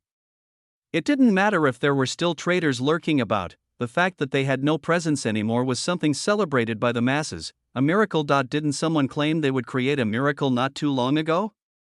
Nobody actually thought Damien caused this phenomenon, but the coincidental timing happened to shed light on him as well. This was a so-called good omen, a good omen that supported Damien, a good omen that backed his bold declarations and feelings towards the universe. Many people began moving within minutes of the situation panning out. Both forces from the Nox and the Allied forces arrived at the locations that once held those world cores and began searching for any clue that would reveal the logic behind this illogical instance. However, there was nothing to be found. It was truly as if the corrupted world cores never existed in the first place. It wasn't like nobody had an idea of what was happening. It was illogical, sure, but those who knew Damien couldn't put it past him. Unfortunately, the man in question was nowhere to be found, so their questions could only remain unanswered. Currently, Damien stood in the spatial distortion around the human domain with 6 purple-black masses roughly the size of dodgeballs orbiting his body. He grinned as he watched them move. What an interesting trait. He thought to himself, Law Controller essentially turned world cores into Hassan's playthings. With his toys passed to Damien, who was much more experienced in such things, a myriad of possibilities revealed themselves. This was one of such paths. Hassan's trait intrinsically linked him to the base functions of the world.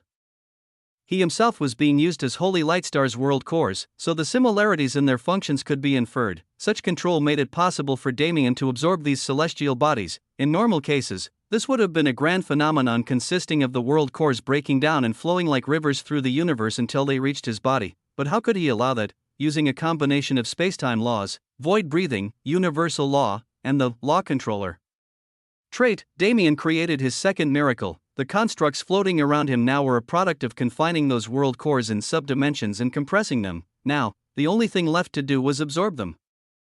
But they feel a bit disgusting like this. The command Damien gave was shatter and be reborn. Neither of those things had happened yet. His eyes narrowed. He pushed more mana into the subdimension holding the cores and forced his will upon them. It doesn't matter what you used to be, you are nothing more than my power now. In this case, his power was absolute. These egoless constructs could not deny him any more than their base capabilities allowed. Crash, like glass shattering. the corrupted world cores shattered into wriggling black shards. Damien deployed universal law to meet these shards, purifying them of outside influence and returning them to their original form. He was already familiar with the method. The Saint Emperor left him a way to learn it on Calypto. Time flowed strangely in the distorted space, but in the outside world, it took no more than half an hour for all 6 cores to return to their bright blue appearances. The sanctuary was no longer in dire need of population. These were going to be used entirely for personal strength. Devour. He'd never attempted something like this before. Devouring world cores was something he'd only dreamed about. Who would have thought he'd receive such a great opportunity? Streams of iridescent blue mana entered his body in waves. They changed his physical structure like he was mutating, and they integrated with his mana, turning it into a greater form of energy. Surprisingly, there was no pain. Unlike his previous experiences, Damien currently felt like he was floating on a bed of clouds, a river of pure energy. It carried his mind to a different plane where the mysteries of the universe were clearer than glass. But, in all honesty, there was nothing much to say about this transformation. Damien had been through this process dozens of times. Even though the form of energy was different, the essence of it all was the same. It was strength. Strength closing in on the level of absolute. It took an entire week for Damien to internalize the mana he devoured. His mind was filled with new comprehensions and his body was itching to try them out. His current mission was perfect for this. What he was chasing now wasn't pure strength, but an understanding of the great truth. The strength he gained as a byproduct of this pursuit was massive, but it was not the direct effect. The knowledge Damien gained this time was about the universe's base processes. The strength he gained was, I have 5 years to spend thinking about power. Right now, I need a break. Damien stretched his body and extended his awareness. Not bad. The time dilation isn't that pronounced here. 5 days passed in Grand Heaven's boundary. However, it looks like it started already. Utter slaughter consumed Ion's borders on the day after the fated duel. At this level, it could still be considered contained, but the dam would flood into the universe soon enough. I should get started too. I'm afraid they'll get pushy if I wait too long. Damien smiled, raising his eyes as a sudden idea came to mind. At a time like this, wouldn't it be pretty funny to check what the system thinks? He thought to himself in amusement. The last time he checked, it was already goofy, but right now, he was certain the system was more confused than ever. Try your best to evaluate me. His smile widened into a grin. The system was not an enemy, but why did he feel oddly competitive right now? Perhaps because that entity was the only one who could read him. It was the only one who knew about his connection with the void from the very start. His relationship with it was stringent nowadays, but he'd never forget how it allowed him to gain a foothold in the world when he was still budding. I wonder if I can meet it one day. It was a stray thought, but one that held more value than even he realized. Nevertheless, he delayed it no longer. With a light of anticipation in his eyes, he allowed that word to surface in his mind. Status, chapter 1139 2 years, 3, status, Damien Void, male age 37, level 399, Voidbringer, celestial, experience value, 750,000/380,000, titles, Apostle of the Void. Evolver, Heaven's Wrath, Supreme Genius, Affinities, Spacetime, Samsara, Physique, Void Physique, Magic Power, 1000000, STR, 1000000, AGI, 1000000, Def, 1000000, INT, 1000000, DX, 1000000, Skills, Dimensional Magic Level Max, Transcendent Regeneration Level Max, Void Art Level 7, Devourer Level 9, Dragon Transformation, Demon Transformation, Awareness, Celestial Authority, Reality Shift Level 5, See God's Descendant, Void, Spacetime Intent, Samsara Intent. Void Breathing Level 2, Traits, All-Seeing Eyes Level 8, Dragon's Breath, Ananta Matrix, Storm, Void Essence, Void Flames, Heal, Azure, Law Controller. A holographic screen appeared in the air. Damien's reaction wasn't what he expected. He was feeling multiple conflicting emotions that couldn't outshine each other. The first thing he saw was his age, which was a frowning matter. I'm getting older too fast. He didn't mind it, but seeing it spelled out for him did make him realize how long it had been. It was uncomfortable how fast it passed. It barely felt like a decade, let alone 2. But his age was also a marker of his growth, so he viewed it warmly. Second came his experience value, which made him want to laugh. Was it a way to show his progress through the 9 revolutions, or was the system just bugging again? Either way, it was hilarious to see such an illustrious entity show something so strange. His stats were also a laughing matter. From 10,000 to 100,000, the cap had changed, but the fact that the system simply leveled all his values and forgot about them remained the same as always. I guess it just gave up. Well, it's for the better, anyway. He wouldn't want to torment this overworked system with the strangeness of his body. After all, nevertheless, he only glanced over the unreasonable numbers. Apostle of the Void was interesting, especially since it replaced his previous Bearer of the Void physique title. The reason for this change was obvious considering his recent progression in his comprehension of the entity, but once again, the system's affirmation of it was surprising. Does it know or does it not? Maybe its function is more intuitive. If it could sense his ever-growing connection with the void, yet it couldn't quantitatively define it, the system became more mysterious. Such a thing felt impossible for an entity without sentience of its own. What and where is it really? I want to know more than ever, but adding this one to the pile of unanswered truths I've been looking for is too much right now. I'll save it for later. The additional slot in his affinities section was obviously universal law, which the system seemingly couldn't put a name on. Is the extra question mark a way to define it? The third affinity is something it knows but doesn't show because I haven't realized it yet. I guess this situation is the opposite. The feeling of one-upping the system was truly great. It contributed even more to his amusement. The only sections left were his skills and traits. The Azure trait caught his attention, but he set it aside.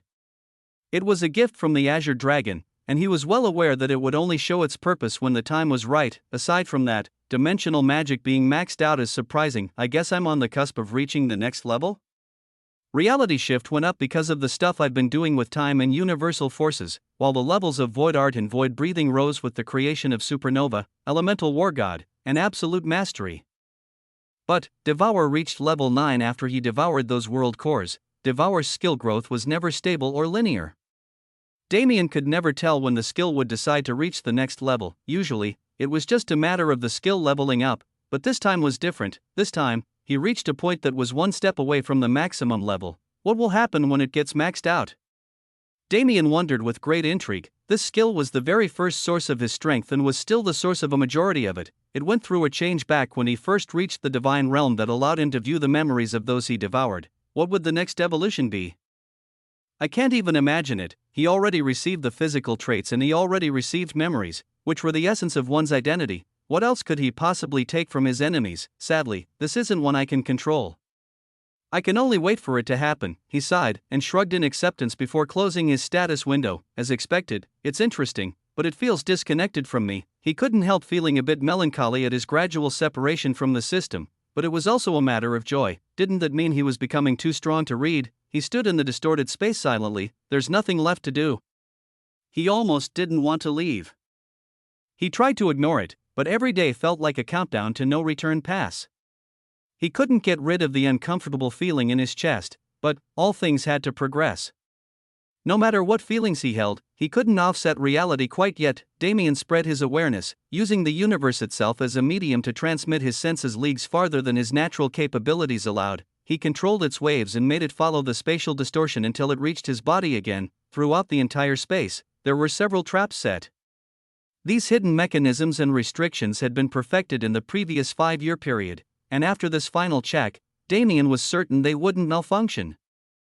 He exhaled a small breath and forced himself out of his wallowing state. It was time to start moving.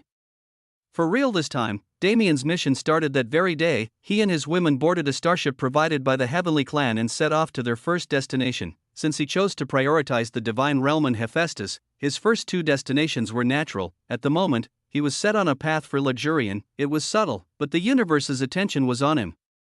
After everything that happened in the past few days, Damien's image became one of an underdog. He made an impossible declaration, but all possibilities seemed to favor him.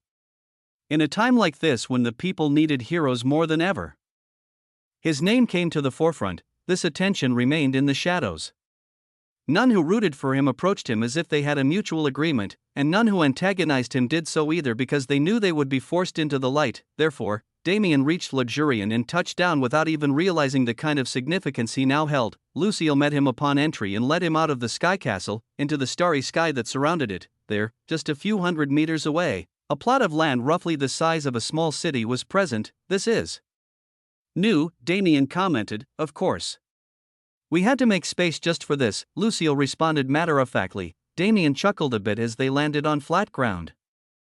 If you're going to such extents, I guess I should deliver as well, that's all we can hope for. The duo looked across the land with different thoughts in their minds. While Lucille was naturally concerned for this young talent, Damien's focus was centered. It's my first time testing this in reality. Let's see how it goes. Chapter 11 42 years, 4. It wasn't too difficult for a spatial practitioner to create a teleportation array. These arrays were merely reflections of their comprehension. The more they understood space, the further they could transmit people. However, the task did require a slight understanding of runes. Without the fundamentals of formation theory, the arrays created by these practitioners would be temporary, only maintained as long as they inputted mana into it. What made a teleportation array a true teleportation array was its ability to be operated by anyone who could provide sufficient energy. The main method would be through mana and spiritual stones. But the more complex an array got, the more its functions could be controlled. For instance, complex arrays could be set to block certain beings from using them, allow different types of energy while excluding others, or even force unwelcome intruders into spatial chaos in the midst of teleportation. However, there was a fundamental flaw even with formation knowledge included. Spatial practitioners could only touch upon the vertical axis of space. They could only influence time as a byproduct. This meant long-distance arrays would always take several hours or even days to transport one to their destination. In wartime, such a flaw could mean the death of millions. Damien proposed this so-called miracle to save himself. But in reality, it was something he had been planning for a long time. In fact, if he hadn't changed his mind at the last moment and focused on the human domain, he would have begun working on this as soon as he left the severed world. I'm not good with formations, but Hassan was. Perhaps the only hobby he could entertain was the art of formations. The Nox mistreated Hassan at every opportunity in order to maintain his dog-like mentality. In that environment, the only reason he could study formations was because he could relate them to his trait and grow. Of course, him being allowed the ability to grow also meant he was served even more severe abuse to keep him in his place. But he accepted this consequence wholeheartedly if it let him keep the single spark of light in his life. Damien held those memories and emotions in his mind. He couldn't become a formation master just because he had the memories, but comprehending only what was necessary wasn't hard at all. This knowledge gave Damien confidence, along with the fact that he possessed the solution to the method's greatest flaw within his own body. Walking to the center of the island, he sat down and placed his palms on the ground to both of his sides. His mana penetrated the earth no more than 10 inches before spreading out roughly 30 meters. His eyes opened for a second. What do you expect the average load to be? He asked. Turning to Lucille, the angel took a second to think before answering. What is the maximum you can allow, with the size of this island? If you want to use the whole thing, probably around 200 to 300,000. You can probably fit 500,000 if you pack them in like dominoes. Dominoes? Don't worry about it. What do you say? Let us make enough space for 100,000 people. With your promise, transporting 5 groups with the efficiency of transporting 3 will not be a problem, right? You're thinking too simple. If we're talking about the front lines, you can send 100,000 at a time and the other side will receive 500,000 at once. Since the universe's fate is in our hands, we should go all out. Lucille raised his brow in surprise. Is such a thing possible? Maybe not for others, but this is me we're talking about. How arrogant. Damien grinned and closed his eyes, widening his sphere of influence until it covered roughly a third of the island. Arrogance. It could never be that. The system itself granted him the title of Supreme Genius. The title wasn't just for show either. Under its effect, Damien's general comprehension ability saw an exponential increase. Now, even if a subject was completely unknown to him, he could comprehend it easily as long as he had the means. Weren't formation arts the first example of this? Damien's mana shook within the Earth's surface before emitting a glow that shined through it. After giving Lucille one last look for confirmation, he began. Runes were like a language of their own. Each symbol had its own meaning, which, when combined with its peers, would transform into something entirely new. There was no such thing as a formation created by slapping runes that matched together. Balance and flow, stability and output. The creation of such a grand array required many opposing elements that worked in dissonant harmony. For Damien, who had no prior knowledge of formation arts, creating these runes was a trying task. He sat for several minutes merely attempting the first, however, he finished it eventually. Then came the second, the third, the fourth, and so on. The longer he worked, the more fluid his movements became. Mana swirled and revolved around him and the island before sinking into the earth and becoming untraceable, invisible to the naked eye. A fantastical array was coming to life. It was plainly circular yet inextricably detailed like a magic circle. Its pattern invoked a feeling of twisted space with its odd yet flowing design, yet the mana within was still entirely unreadable. Lucille watched on with furrowed brows. He could see the forming array, but he could not understand even the slightest bit of it. The two were silent for a long time, both focused wholly on the array. 12 hours later was when Damien finally stood up. Beads of sweat forming on his face, the darkness of the starry sky didn't change, but the positions of nearby worlds gave away how long it had been. It's done? Lucille asked. Done, Damien responded. Lucille frowned in concern. However, at this pace, you will not be finished in 2 years. Oh wow, to think someone as high as you is worrying about me. Don't fret it. Since I said I'd do it, I'm going to get it done. A smile formed on his face. Plus, wait until you try it out before you say anything. I guarantee you'll have a different tone once you've seen what it can do. Damien was never going to settle for an ordinary teleportation array. The reason it took so long was because he was intuitively creating the design he wished for with the knowledge he had of runes as he went. As with all things, now that he had the method down, the time issue would fix itself. It was unfortunate there wasn't anywhere to connect this array yet, but it wouldn't be too long. Damien was already preparing to leave for the next destination. 2 years is not a long time. Please do your best to come back from this. Right now, all we can do is hold our shame for being unable to stop this from happening in the first place. But if you can deliver on your promise once the next array is completed, we will be able to offer you total support with justification. Lucille didn't just speak for the Heavenly Clan, but all influences in this universe who wished the best for Grand Heaven's boundary. Politics bound them in a way that utterly humiliated them.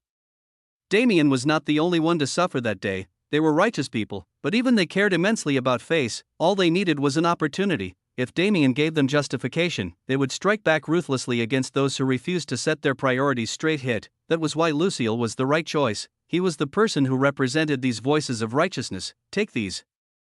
If there are a few people I recommend, I'd say the Demon Emperor, Prismatic Sun Holy Master, Director of Hidden Death Valley, Fallen Star Holy Master, Demon Sealing Pantheon's successor, and Golden Dragon Emperor are trustworthy. As for the rest, give them out at your discretion. Lucille accepted the deck of metallic cards Damien handed him with interest. These EZT. Immediately, one of them jumped out of the deck and burned itself into Lucille's arm before disappearing. What is this? Lucille questioned unhappily. He saw the card moving but didn't stop it to show his trust for Damien, but he was clearly disapproving of the fact that something had just entered his body. However, his expression morphed drastically when Damien gave him an answer. The purple-eyed genius grinned mischievously as spatial mana consumed his body. He left only a single sentence in the wake of his disappearance. Since I built you a new starship, shouldn't I also give you the keys? Chapter 11:41 2 years. 5. The first array took 12 hours to set up, but the second only took 8. Damien was confident he could take the time down to just a few seconds once he'd done it a few times. But there was something to be done first. An array word to life on this world called Heli's. It was small and not very important, but it was closest to luxuriant. A flash, a man arrived on the hard ground, his eyes wide in surprise. How can you do something like this? Lucille voiced his astonishment without hesitation. He was the first to test the capabilities of this mechanism, and with his power, there was much he could sense. With the currently existing technology, making a jump from luxuriant to Heli's would only take a few seconds, but it was easy for Lucille to tell the difference, because it wasn't even a few seconds. He arrived here in less than an instant. The only reason he realized the functions of the array was because he had his senses spread and focused before he activated it. He just barely sensed the spatial tunnel in passing, but he could absolutely feel how stable it was. This time was a little weak because of the distance, but it's a good example for now, right? Damien said with a smile, standing off to the side with an old man who was the ruler of this world. More than that, if we include the other thing, this is absolutely heaven-defying. Lucille responded in amazement. However, this isn't enough. Repeated success is necessary to shut up the dissenting voices, and distance is needed for them to accept defeat. He continued, his eyes becoming serious. Since you have proven your ability, there is no need to wait on others. Work as you wish, and I will take care of everything else. Damien nodded contentedly. I couldn't ask for more. As he said earlier, he had no plans to make a common teleportation array. He was going to make something that could astonish his critics and confound his enemies. When Lucille said he'd take care of everything else, he didn't just mean he would gather those righteous forces to support his mission. He meant he would make sure nothing could stand in Damien's way. whether it be by protecting his people and the human domain, providing resources for personal growth, or suppressing internal threats. Lucille was willing to do it if it meant Damien could implement this system properly. He underestimated it before.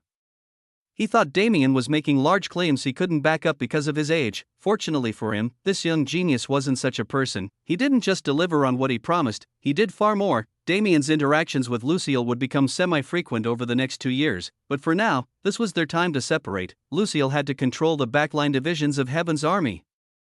While Damien had no more time to waste, after receiving thanks from the Elder of Helios, Damien left again. He entered the starship he and the girls were using and began controlling it with his mana, teleporting it through space. He had to work, so there wasn't much time he could spend with them, but they cherished the moments they did have.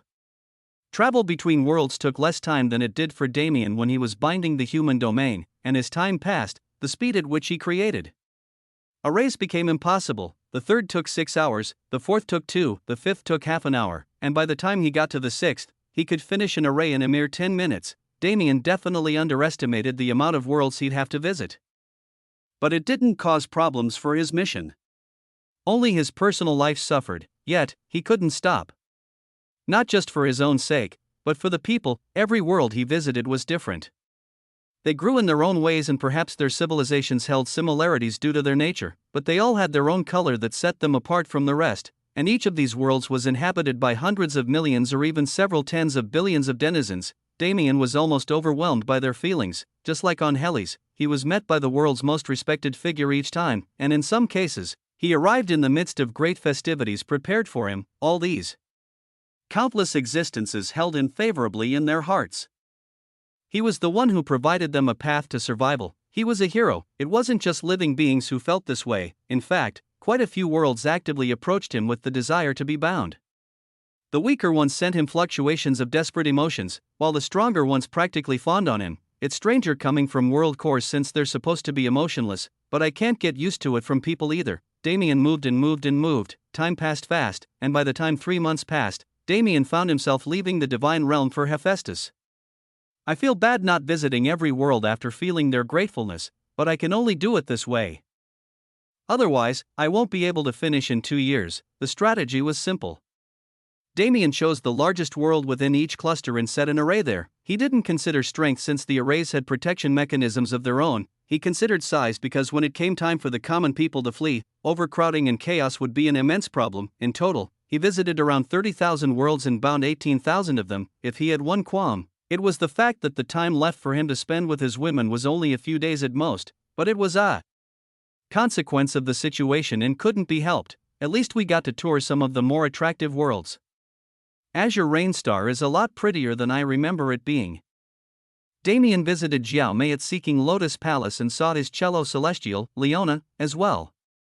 He introduced the girls to them and accepted their help to take a trip around the world to see its sights. It was magnificent how beautiful the atmosphere of a single world could be, how magisterial the sights and phenomena present there were. In a universe where a single world was nothing more than a speck of dust, how could it be that every speck of dust was so wondrous? It really made one appreciate the value of small things that were devalued by the bigger picture. The divine realm is fully connected now. The time it takes to get from Helios to Ligurian is essentially the same as the time it takes to reach the same destination from the Dawn world.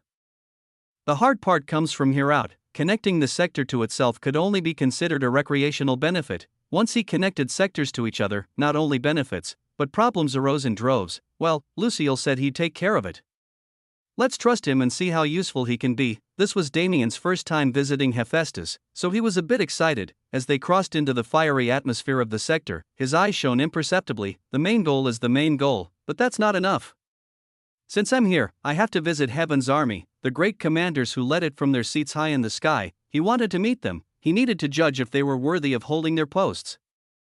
Chapter 11 42 2 years, 6. Another 3 months passed in Hephaestus as it was connected from one end to another. Hephaestus' atmosphere was fiery, as expected from the domain of the dwarven race. As people inherently skilled at craftsmanship in all facets, heat was something they were both used to and attracted to. It was interesting to see a domain with a major population of dwarves.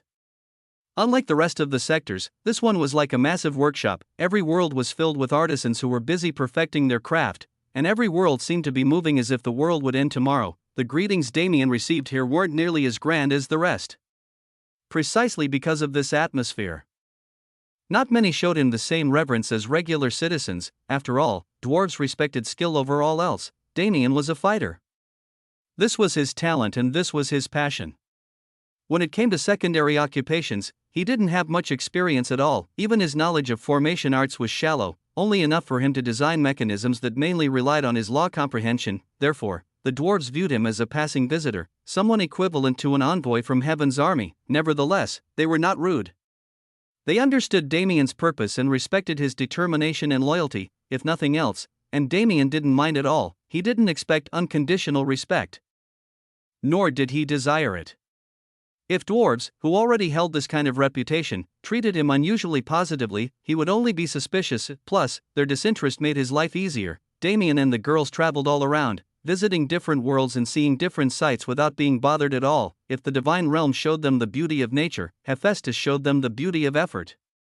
Each craftsman had their own unique style cultivated by years and years of effort, yet, each sword they made was exquisitely indistinguishable from the rest. The lack of uniqueness did not represent a lack of skill, but the total opposite. Heaven's army needed weapons for large swaths of soldiers, not unique weapons for elites. If a sword was slightly worse than the rest, it could mean the death of one soldier. When this scale was blown out of proportion as it was in this war, the death toll would add up exponentially. The fact that each and every sword produced for those soldiers was exactly the same was a testament to skill above all else, though. It wasn't as if there weren't unique blacksmiths or craftsmen, merely, these people had different duties. They were not hired to create mass-produced weaponry. Another 50,000 worlds found themselves equipped with teleportation arrays, and 35,000 of them entered Damien's grasp. Lucille already distributed the keys, but these arrays haven't been used yet. I guess he wanted to make a spectacle. The universe needed a morale boost and this was the perfect opportunity. Once Damien laid down the last array of Hephaestus, a grand event would take place. It's a little too flashy for my tastes, but it is what it is. The last stop was also the most important one. It would have been the first if not for this plan of Lucille's. It was time to visit Heaven's army's main headquarters. The world was called Vulcan in line with the name of the sector, and it was the largest world present here, spanning over 1 billion square kilometers. This world held almost 1 trillion existences, all of them warriors either preparing for or entering the war. Vulcan was divided into several sectors, most of which were used to train and house different troops, but the main area of the world was the true headquarters of Heaven's army. Was it a facility or a fortress? Damien truly couldn't tell. The design was a mixture of medieval and modern architecture. While its layout was so confusing, Damien couldn't make heads or tails of what it was supposed to be, but for some reason, it looks like it would be wrong if it was built differently. There really is something special about dwarven expertise. A starship landed within a section of the headquarters that was built similarly to a landing strip. Damien and the girls disembarked the ship and were immediately greeted by a welcoming party. 2 rows of soldiers stood in lines facing each other and created an aisle for them to walk. At their head were 3 people, 2 men and a woman. You must be the legendary great commanders. It's a pleasure to make your acquaintance, Damien said as he shook their hands. As with us to you, one of the men responded in kind. Gerard Wright, Anastasia Knight, and Paros Alcara, otherwise known as the Heavenly Sword, Dark Queen, and God's Eye. These 3 stand near the top of the universe, unchallenged. Damien thought as he conversed with them, the position of Heaven's army great commander didn't come lightly. Each of the 3 had achievements that could land them positions as leaders of the universe's greatest holy lands. Yet, they chose to stay in Heaven's army fighting for the safety of everyone else. The stories about them were enough to garner immense respect, but meeting them was something else. I can't feel any animosity from them at all. Not just towards me, but in general. Was it possible for a being to be free of hatred? Or maybe they've focused every ounce of their hatred on the enemy. At this point, with everything that had happened, Damien was naturally suspicious of anyone and everyone. However, as he conversed with the 3, as he observed their personalities and exchanged knowledge with them, his opinion of them rose greatly, because they were, without qualms, completely transparent. They told Damien about Heaven's army's current situation and the war's progression, discussed with him their ideas for the rapid improvement of troops, and even argued strategy while including him in the conversation. What struck him was their inclusive nature. Usually, such a thing would only be for show, but these 3 genuinely received Damien's opinions seriously and didn't discredit him due to age or strength. Their conversation, unfortunately, only had a few tens of minutes to continue, but it was extremely eye-opening for all parties. The group made their way through the facility during this time and eventually made their way to an open area that looked out into the world. In the distance, the vague silhouette of Ion could be seen. Then, shall we continue this discussion at a later time? I believe many people will be arriving here soon, Anastasia said with a smile. Damien nodded in agreement. I also want to hear more wisdom from you three seniors. Let's finish the current task as efficiently as possible and get back to it. There is no need to be formal with us. We understand and respect you just as much as you do us. In my opinion, you are underestimating your worth severely, Gerald chipped in. Peros also voiced his support. The group got much closer than anyone could have expected in that short period of time, a product of pre-existing respect and basic human decency. Nevertheless, as Anastasia said, a crowd would be gathering soon. As per Lucille's planning, it was time to put on a show, and if a show is necessary regardless, it's better to make it as memorable as possible. Damien liked being Loki, but he was not opposed to making a scene. There was just one problem with entertaining this hobby in his daily life. Whenever Damien wanted to make a scene, it would be something that absolutely floored anyone who saw it. Chapter 1143 2 years, 7. The sequence of events wasn't entirely special. Lucille simply wanted to use the teleportation array to its total capacity in order to show the universe what Damien was doing. It wasn't possible in the divine realm alone since the distance wasn't that far.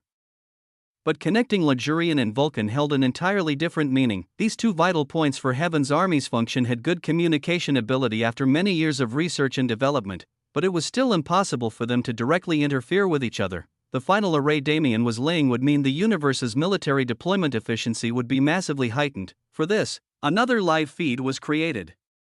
Though it didn't hit every single world like the last time, it was close enough. Everyone would understand this grand occasion. That much couldn't be doubted. A crowd arrived on Vulcan consisting of many demigods and supremes who represented the peak of the universe. A large majority of the great forces from the Grand Assembly were included in the group, along with many who weren't present there. Damien stood in the chosen portal location with the crowd several kilometers away from him. He looked up to see the projection of his figure that was being viewed by the entire world and smiled. Then, let's get started. A message of hope, a message of strength, a message of unity. This was what Lucille and Damien wanted to send. Mana flowed into the atmosphere. It changed colors between blues, greens, purples, and red smoothly as if a naturally flowing river streaming around Damien and forming the perimeter of the array. The multicolored mana then sunk into the ground, making the earth itself glow with a multitude of vibrant lights. The complicated array pattern formed like a natural phenomenon, and with the increasing complexity of its form, the more beautiful its display became. Damien focused more on beauty than anything else this time. If he wanted to, he could have silently finished the formation in 10 seconds at the maximum. However, he let this display flow and dance through the ground, created spirits that skipped through the air, and formed a picture of fantasy in the eyes of the common people. The beauty of existence, the fact that Grand Heaven's boundary was capable of creating such beauty. Damien's show reminded people of why they loved their world so much. It reminded them of friends and family, of the natural beauty of their world, and of the greatness of their society. And 5 minutes later, when he finished, a flash, 500,000 soldiers appeared on the array platform, their battle aura combining into a tidal wave of domineering force. They showed the determination and spirit the denizens of Grand Heaven's boundary held to protect their homeland. Damien glanced at the projection screen again. As expected, it was a dual view of Legurian and Vulcan. It showed the second when the soldiers left, and it showed how they arrived countless kilometers away in an entirely different sector. Feelings of wonder were present even in the experts present. So the reaction of the common people could be imagined. We will not falter, we will not fold, even if all of us die in the process. The enemy will not breach our defenses. These emotions beat in the hearts of all. Roars and cheers filled with vigor filled the universe, to the point where the firmament of space shook slightly. Lucille still had more plans for this grand occasion, but Damien's job ended here. While others celebrated, he would return to the Beast Domain. With a year and a half left, Damien had to quickly move to finish the last 4 sectors. Things like celebration could wait until he was finished. The so-called motivation building event went just as Lucille hoped. The spirit of the entire universe was lifted, and the number of people showing intention to join Heaven's army to fight for their homes increased greatly. It was cruel to call them cannon fodder, but there were no other jobs for them in the current situation. Every foot soldier who went to the front lines could guarantee at least 20 or 30 enemies dead. The more of them there were, the longer the knocks could be held off before their main forces arrived. What currently attacked the boundaries of Ion were lesser knocks and abominations. Those with intelligence barely showed themselves. If it was a war of attrition, the knocks would absolutely win. So, such a battle could not happen. The main goal of the logistics divisions in Luxurian was to find a way to strike the Nox and make them suffer a fatal blow. But that took time, and time needed to be bought. The days were excruciating long for soldiers and warriors. Whether it be training or war, the tense atmosphere never let up. However, Damien barely felt days anymore. Days and weeks, weeks and months, they were all the same. He kept his pace and finished the beast domain and soul world in half a year, but it took more time after that. He didn't know the giant domain or infernal realm. He'd barely seen the giant domain himself, and the infernal realm was only ever a passing point for him. Therefore, it was more difficult to figure out how to wire the array system properly and which worlds to set as central points to the systems. Nevertheless, time was not a worry for Damien anymore, not after he perfected the method to create this array. In another 9 months, he completed the task he set out to do. The entire universe was connected through a complex yet extremely simple-to-use web of teleportation arrays that could transport people to their destinations nearly instantly. His allies celebrated while his enemies bit their nails. Heaven's army's efficiency truly did increase exponentially, and the 3 great commanders even personally visited Damien to offer their thanks. Of course, they also wished to continue the conversation from the last time. Damien left too early because of his singular focus on the task. But now that he was able to relax, he happily indulged them. This time, he learned much more detailed information about the war, especially about distribution of troops in the most vital areas that needed protection. No return pass was also mentioned. The forces stationed there were all presumed dead, and would remain that way until they one day saw the end of the Nox wave and came home. Luckily, the soldiers there had to be powerful.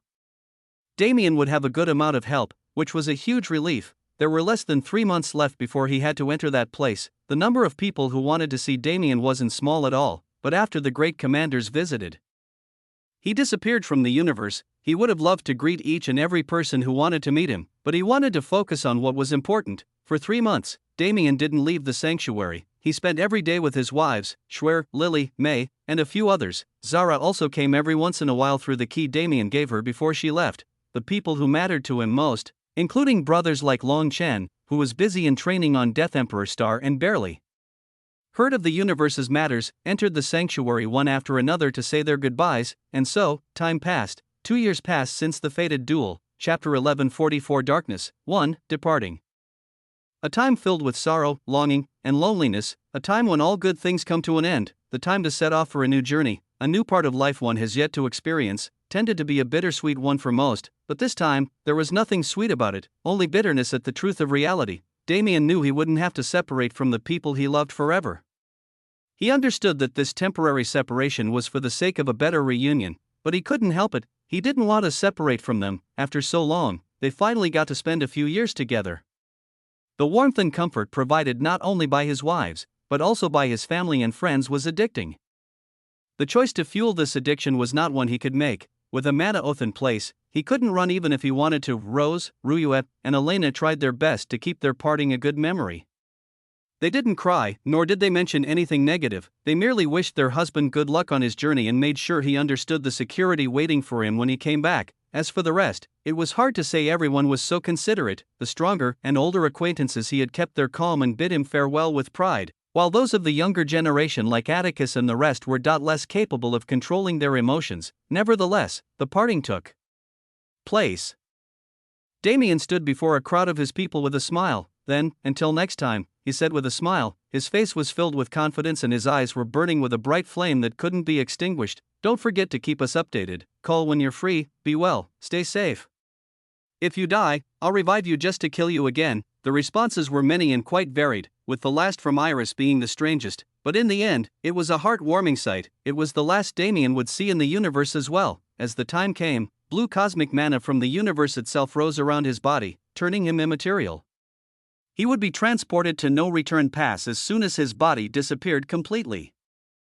And the rest would have to get serious about the war within the universe. Nobody had time to relax anymore. This farewell celebration for Damien wasn't just a turning point for him, but all of them. When his calm and domineering visage faded, the atmosphere in the area changed. Solemnity. Perhaps they wouldn't feel anything else for a long time. Cold eyes, indifference beyond comprehension, and utter disregard for all existence. Damien's unbothered appearance, the burning flames in his eyes, died when he reappeared at his final destination. His eyes became those of a monster. It was hard to hide it for this long. He was angry. He was incredibly angry. He was so filled with negative emotion that he could hardly contain himself. But he couldn't let anyone else see that. If they saw it, their worry for him would become a problem. He couldn't allow them to be dragged down by his matters. But now, he was alone. He was alone in a vast expanse of darkness. In the distance, almost 50,000 kilometers in each direction, he could see the vague gray outline of the towering walls that encaged him here. He was alone, not just in a metaphorical sense, but literally. There was nobody else present here. There wasn't even a barracks or an army camp as the information suggested. There was no elite troop guarding this dangerous pass as the great commanders promised. No, there were signs of their existence. Chips of wood and faint lines in the dirt that were covered thoroughly, but not thoroughly enough to hide from all-seeing eyes. There were definitely troops here at some point, and they definitely abandoned their posts in the recent past, no more than half an hour ago. The reason they're presumed dead is because return is impossible. Even if they held thoughts of mutiny, they couldn't leave, unless they had outside help. Damien was alone in this place, unable to leave its bounds due to the mana oath. He had to hold this place alone, for 5 years. Immortal blood Azura backed down easy.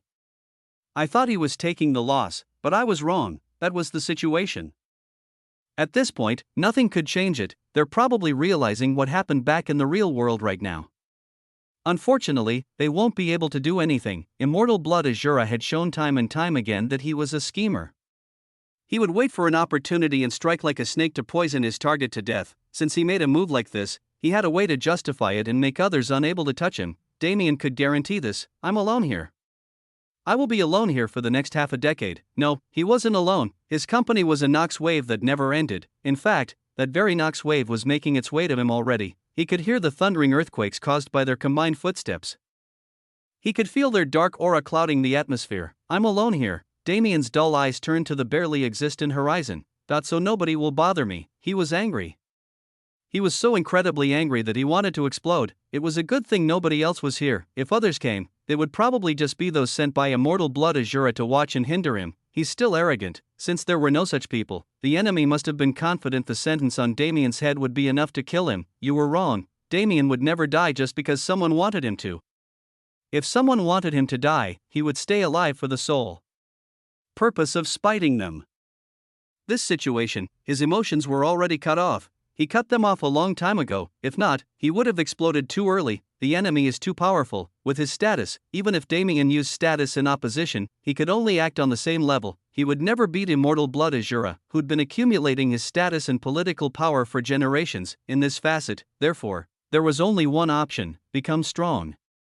Strong enough to be unaffected by petty schemes. Immortal Blood Azura was that type. If Damien was stronger than him, he likely would have bit his tongue and held his hatred in his heart for eternity. But that isn't the case, and since that wasn't the case, a certain pest thought he had the qualifications to act bold, strong enough to kill him, strong enough to kill anyone who got in his way. He summoned his body and lifted his body into the air. Damien stood in front of an army. Countless hundreds of thousands of existences stood before him, charging up the length of no return pass. There were likely millions or even billions of them hiding in the dark, just waiting to join the siege. Damien stared at them calmly from his spot within the air. He gazed down upon them like they were ants. Lightly raising his hand, he said a single word: collapse. Boom! All hell broke loose. Space was torn to shreds. Anything existing in that space was broken into its fundamental materials and eradicated from existence. The Nox had no chance to regenerate or regroup. The majority of the army was wiped out in that single move. The residual shockwaves decimated the rest. Today was day 0 and no return pass. 1,876 remained.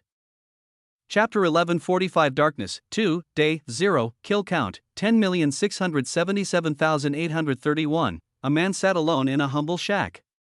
It was made of packed dirt and stone, but it still had more than enough space and quality to house someone. Besides, in the current situation, something like a true home would only be destroyed within the day. This place was made for the sole purpose of giving him a place to sit away from the silence, a place he could claim within this dark continent. Scree, scree, scree. Their screeches and screams didn't stop, but he put soundproofing magic on the shack to drown them out. It didn't work well, but it worked well enough. Less than 1 day passed. In just a few hours, over 10 million lesser Nox fell to his hand. Calling them limitless was not an overstatement. They didn't come constantly, but when they did choose to charge, they came in such large swarms that they became inseparable from the darkness of the ground like a rolling tide. Even if there was a whole squadron here, even if an entire military fortress was present, they likely wouldn't be able to handle the pressure of this place for too long. It had been less than 1 day. Time didn't hasten with the constant battle, it just got slower. And slower. Every single second felt like an eternity. It was hard to accept how little time he'd actually spent here. Damien's face did not change, his emotions were locked away properly in the mind prison. Including any and all emotions he had towards those he cared for, anything positive, anything that could remind him of the real world, was kept tucked away. He didn't want those positive emotions to be corroded by the atmosphere of this place. When he left, he couldn't act like someone who'd spent 5 years here. Escari, escari, escari. Their screams were getting louder. It must have been time for another wave. 10 million. No, that was just a welcome gift. The current number had to be over 10 times that, if not even greater. No thoughts entered or left Damien's mind. He simply stood up and left his hut. He raised himself into the air and pushed his arm out. Void mana coalesced into spatial force and raised no return, passed down to nothingness again. Over 1 million Nox beings died in that instant. Yet, were there 99 millions left?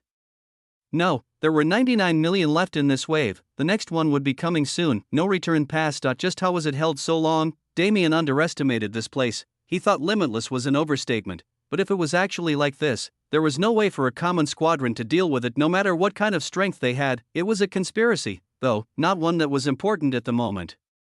Another batch of traitors, they'd already established themselves as such when they abandoned their posts.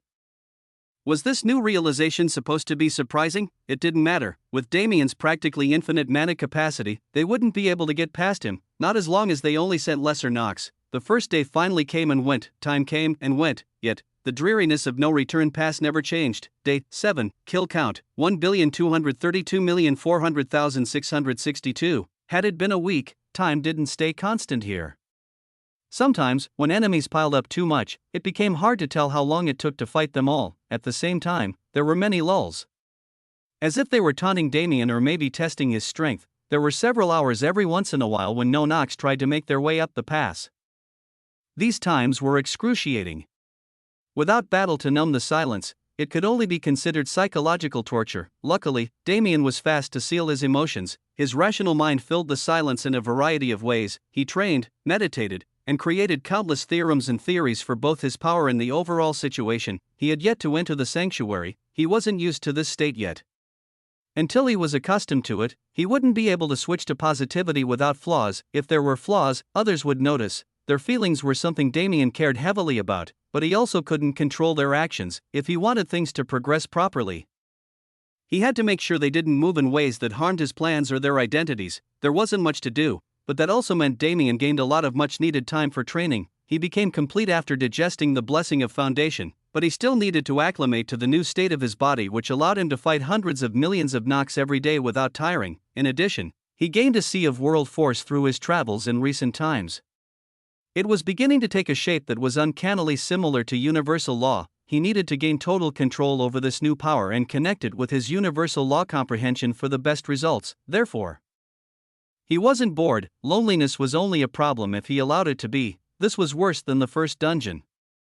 At least that place had a sense of familiarity and change. This place was just bleak. More enemies came and Damien returned to killing. The enemies fell and Damien devoured everything they left for him before returning to his hut. His memories were becoming muddled, yet they also felt incredibly clear. He learned how to separate those he gained from those he owned, and slowly, he started piecing together the puzzle formed by the Nox memories in his mind. Pathetic creatures, that was all they were, especially these that lacked any sentience of their own. When would the stronger ones come? They were the ones Damien really needed to devour. Fortunately, his ask was granted at some point. He didn't know how long it had been, but around 3 months passed in the outside world. It was the 95th day. His kill count was around 20 billion. It didn't even feel like killing anymore. He was just splashing ink. That was when he came, a man who proclaimed himself Godric, a servant of the inhuman emperor. According to him, this was a challenge.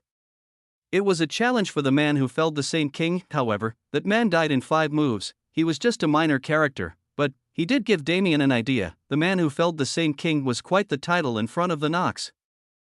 If he could broadcast it, wouldn't the stronger ones come on their own? That's when he started planning. It would take at least a year for his plan to succeed, but it was worth it in the end. He had 5 of those to kill here anyway. Damien's activities were monotonous. He was like a machine that existed for the only purpose of fulfilling his duty. Such a machine was better considered a monster whose reputation reached the ears of many beyond the bounds of the universe with the passing of time. A year, perhaps it wouldn't take that long at all. Chapter 1146 Darkness. 3 months felt neither fast nor slow for Damien. It was best to describe his state as a forced limbo.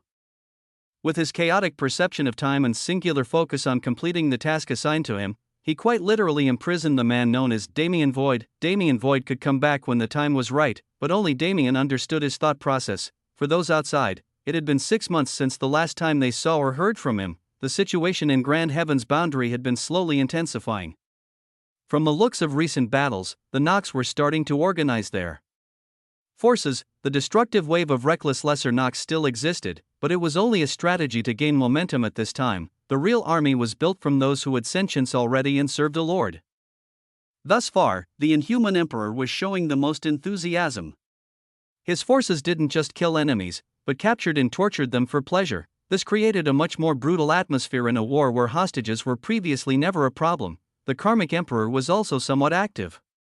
It was rare to see his troops, but that was mainly because they hid themselves behind enemy lines and in the ranks of their allies. These forces were much more troublesome. While the Inhuman faction was brutal, they were direct. The Karmic faction used schemes and trickery to turn people against each other. The ghostly plains of Ion were already taken by them. 600 million universal troops were first subjected to betrayal, in which a large portion of their forces deserted in the midst of battle and left their comrades for death. 500 million survived, but roughly 150 million turned traitor. The rest, when they returned to their base camps, they were struck with plague beyond measure. It ate through their mana systems and crippled them before invading their minds and turning them into abominations. They still roamed the plains as mindless zombies who fed on anything in sight. The giant domain was almost breached during this calamity, but luckily, a complete invasion was barely prevented by the sacrifices of over 30,000 extreme peak masters. Nevertheless, some Nox still made their way into the universe, and not all of them had been found and eradicated yet. The Ghostly Plains calamity was the universe's first major loss in this war. It was also the first great event in general. To follow up the great rallying cries sounded by the experts of the universe with such a defeat painted a terrible picture, and thus, a strategy was formed. The blood-drenched wilderness was mostly recovered from Nox influence previously, but it was once again become a feeding ground for them. The environment supports their nature, so they are naturally strengthened there. It is a point we need to secure as fast as possible, a man said, his eyes panning over the crowd before him. He was none other than Commander Hua, who could only contribute his mind to the cause. He refused to be uninvolved with the war because of the restriction. Just as always, he made sure to give his soldiers absolute surety from the backlands while supporting them as much as he could. A void corridor opened here several years ago, so the space is still unstable. It seems the Nox have been unable to penetrate the area because of this disorder, he continued. We are going to attack this place in 3 days. There are 4 main fortresses that must be taken down and several smaller encampments scattered around the area. I will separate you into units and give you your tasks individually. For now, disperse. The crowd was made up of men and women, old and young. These people were all at least at 4th class, with a large number of extreme peak masters among them. Hugh, Commander Hua exhaled a breath of impure air as he watched them leave. These troops were not his, just those assigned to him. He could already feel their hesitation, and he did not like it at all, but they were all he had. He could only make sure they did their duties properly when the time came. You guys can come in now. He glanced away from the door and closed his eyes as it shut. Click, the lock turned on its own. A group of 10 appeared from thin air. Rose, Ruyue, Elena, Longchen, Shui Fang, Shuiyu, Atticus, Aishia, Su Rin, and Shiman Wuhan, a collection of those from the younger generation who had close relationships with Damien. These 10 in particular developed a habit of moving together over the past half year. Their skills complemented each other and their personalities were able to mesh well too. Damien acted as a connection point for them at first, but they had enough time to form relationships outside of him. They weren't the only ones in their group, but they were the main force. Commander Hua sighed as he looked at them. These kids were still just fledglings, but the number of merits they'd each gained in recent times was staggering. Judgment Order was what they called themselves. They stood with their swords pointed at enemies from the outside and traitors from within. They did not show mercy for anyone who crossed their line, which led to them assassinating several high-level traitors and fighting on the front lines against powerful Nox foes. Their reputation was high among the soldiers and even higher among the common people, but Commander Hua couldn't see their organization as anything but rebellion, not against Grand Heaven's boundary, but against the system that ran it. What happened to Damien shook them all. Yes, he was their friend, but it was more than that. They realized that their power wasn't enough. and they realized that their status didn't matter. As long as one of those strong forces felt the desire, they could bring them down in an instant. They understood their purpose. Being the greatest geniuses of the universe, calling them its hope wasn't wrong. Their growth potential put them in a position where they truly could tip the scales of war if they progressed properly. It wasn't a matter of arrogance, but responsibility. Those willing to act for selfish gain by oppressing those who represented the universe's hope did not need to exist in this land. The judgment order, created to judge the wicked whether they be human or God. Let me guess. You want to participate? Commander Ho said blandly, yes. We can be of use in this battle, Rose responded as the spokesperson for the group. No. We already have enough people. Adding more will just muddle our efficiency. I understand that, which is why I propose a joint operation. Joint, yes. While your soldiers raid the Nox strongholds, ours will take care of those sending support from the back. You mean, Commander Hua's eyes widened, these kids were crazy, but they couldn't be that. We will attack the Shadow Army. Crazy, they were insane. Do you understand the weight of your words? Commander Hua said menacingly, I do. We have already discussed this. We believe we can at least gather intel, if not assassinate a few top-level targets in the process. No direct combat, not until we understand the enemy's formations. It was crazy. The so-called Shadow Army was a term used for those who controlled the frontline forces from the darkness. Their existence had long been detected, but any moves towards bringing them into the light were shut down immediately. The enemy was extremely serious in protecting the privacy of that hidden force, yet, these few budding geniuses wanted to try it. Are you planning to get yourselves killed before he returns? Commander Hua asked. His expression was a mix between a harsh army commander and a concerned grandfather. However, their expressions didn't budge. We will not be killed before he comes back. Instead, Rose's eyes turned solemn. A powerful invisible aura radiated from the group as a whole. We will kill everyone that stands against us and present their heads as a gift when he returns. Chapter 1147 Darkness. For, there could never be just one main battleground in a war of this scale.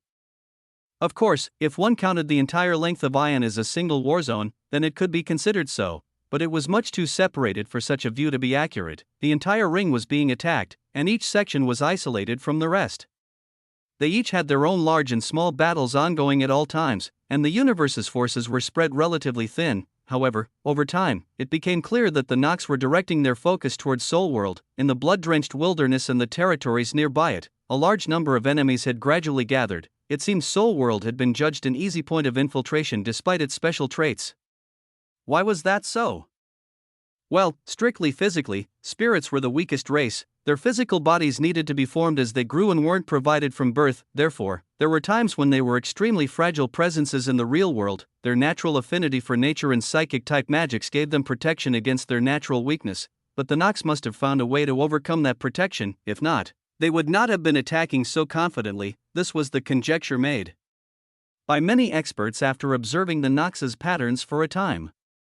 They were a confusing and chaotic race, but they became strangely easy to predict on a larger scale. Their strategies didn't differ much either. So creating countermeasures was something done with relative ease. A larger portion of the army was positioned in the sections of Ion near the Soul World and Calypto in order to respond to the enemy's movements, and that area of the ring became the most watched of the battlegrounds. Days and weeks passed rapidly. Commander Hua's raid on the blood-drenched wilderness began long ago. Because he wanted to gain an advantage, his priority was speed. Rather than exterminating every Nox they came across, his squads were instead tasked to use strategies similar to the Judgment Order that included assassination and stealth. The Nox had a solid organizational structure nowadays, but it had a fatal flaw. They ruled by fear and absolute order. Therefore, when the general died, those under his command would become headless chickens that ran around without an idea of what to do. Individualism was a core Nox ideology, but individualistic thought was a skill they lacked. It couldn't be helped. Why? They had to get rid of several chains before their thought processes could reach the complexity of humans and other species. But this was a lucky break for the universe. Using this quality, Commander Hua guided his troops through the defenses of all 4 major fortresses at once to catch the enemy off guard. This happened 4 months ago. It was one of the most successful missions in the war thus far. The 4 Supremes who sat at the head of those fortresses were killed before they could understand what was happening, while the remaining forces were cleaned up in the following months. The only problem was the completion came too easy. The Nox were unintelligent, but they were not weak by any means. it shouldn't have been so easy to take down their entire operation with only a few hundred Allied casualties. What could it be? Commander Hua sat at his desk, hunched over a variety of documents and reports. No matter how he looked at it, there were no problems. Are we truly being too wary? He couldn't believe it, but that was what his peers believed. Was it arrogance or reality? No matter what, Commander Hua didn't think the Nox would direct so many forces towards the soul world for them to be killed like ants. Bad news. A call suddenly resounded through the room. A woman surfaced nearby, blood drenching her body from the countless gashes torn into her skin. Hera! Commander Hua exclaimed, rushing over. This woman named Hera was a member of Rose's Judgment Order. She was not part of the original group, but a member who joined after the fact. She was someone who idolized Damien because she was a spatial practitioner just like him. If it wasn't for him showing everyone the Knight of Space in his performances ever since he became public, she would have remained thinking she was born with a useless affinity for the rest of her life. However, she found purpose in the Judgment Order and decided to follow in his footsteps to become great. How did she end up like this, with Commander Doddits? Her words became vague as she tried to force them out with the blood erupting from her mouth. Do not waste energy on words. We will get you to the medics as soon as possible. Commander Hua said, lifting her body and moving, yet, she stopped him before he could do anything extraneous. Commander Doddits. A trap. Her bloodied hand gripped his arm, her eyes shining with the last spark of life remaining within her. They are not here, they? The Nox? If not here, then where? Commander Hua responded in shock. Giant. It was over for her. The wounds she'd received were too severe, and she only worsened them by traveling through space. She died right then and there, unable to accomplish her ambitions or meet the man who caused her to change her path. But she died without regret because she was able to pass on the crucial information she was tasked with before leaving the world. She made something of herself, nothing else mattered. Damn it. Commander Hua roared as he felt her body go limp. Loss was not a new thing in this war, but this was different. Not only did Hera's state suggest terrible things for the Judgment Order's current situation, but Commander Hua had no time to think about helping them. Connect to the mist-strewn cliffs right now. A blue projection screen appeared before him and fizzled out in the same second. Commander Hua's eyes narrowed. Communication has been cut off. They put so much attention into the soul world that it made no sense. All these billions of Nox. Were they just cannon fodder used as distraction? The commander put Hera's body down gently before making an immediate rush to connect to everyone he could. He told Luxurian the words delivered to him and squads were dispatched through the array system in seconds to investigate, and the result, we've been breached, the mist-strewn cliffs and venomous steppes, both areas of iron bordering the giant domain, were filled with fresh red blood. All of the tens of millions of Allied forces in those areas were eradicated in full, with not even corpses left behind to bury. The Nox were nowhere to be seen. The two territories were fully searched for clues in the coming weeks, but not a single Nox was found. The giant domain also underwent what was essentially a quarantine, but the enemy was still yet to be found. The universe was breached by an invisible force. None could predict what came next. Except for one group, only, in their current situation. Well, even passing a single sliver of information could only be done by sacrificing one of their own. It wasn't hard to imagine why their knowledge didn't spread. Chapter 1148 Darkness 5. A massive explosion went off. It was so loud it was inconceivably why it could be so hidden. It made no massive scene, and the noise and damage it caused were contained within a specific area and could not be perceived outside of it. This kind of explosion rang out constantly over the past few weeks. They were not from enemies, but a product of Rose's illusion abilities. Retreat. We must make it to the rendezvous point by any means possible, she yelled, pulling more and more space under her control. She was currently covering the rear while her team members ran ahead of her. It wasn't that they were cowardly, it was that the path needed to be cleared in the front as well. The Judgment Order did a large amount of research on the Shadow Army before choosing to invade it, but their information wasn't nearly as useful as they thought. Everything was fine at first. While Commander Hua's operation took place, they were able to gather intel and undertake assassination quests relatively often, creating a solid profile of what the Shadow Army was like. However, they stumbled upon something too big for them. The unveiling of the Nox's hidden intelligence. Those at the bottom were generally idiotic, but their leadership was anything but. The repetitive strategies, the easily readable behavioral traits, these things that seemed impossible to forge were a complete lie. It was only possible because there were so many of them, everyone sent to the blood-drenched wilderness. No, practically every Nox being who'd shown themselves since the start of this full-scale war was cannon fodder. they were sacrifices in an elaborate play to completely control the universe's movements. As expected, they focused their forces where they were supposed to and allocated the rest as predicted. As expected, their concentration made them ignore the slight chip in the glass that had the potential to become a crack that shattered it. Along with that, the Judgment Order learned of several of the Karmic Emperor's plans as well as the Inhuman Emperor's general traits. However, in the process, their presence was discovered. Because the Inhuman Emperor himself visited the Shadow Army, naturally, he didn't chase the group of rats in his house himself. He used his followers as a horde to exterminate them instead. For 6 weeks, Rose and her forces had been playing a cat-and-mouse game with the Shadow Army in a bid to escape with as few casualties as possible. They entered the Shadow Army with a group of 100, including the 10 who went to visit Commander Hui. They each had squads of 10 and worked independently, only occasionally sharing information to keep their actions hidden from the enemy. But all of them were uncovered one by one. Once the hunt began, they'd been cut down to 80 total, but it already was a miracle they were able to save so many. 79, a member of Rose's squad was impaled, his heart stuck at the end of a spear tip jutting out of his chest. His name was Arthur.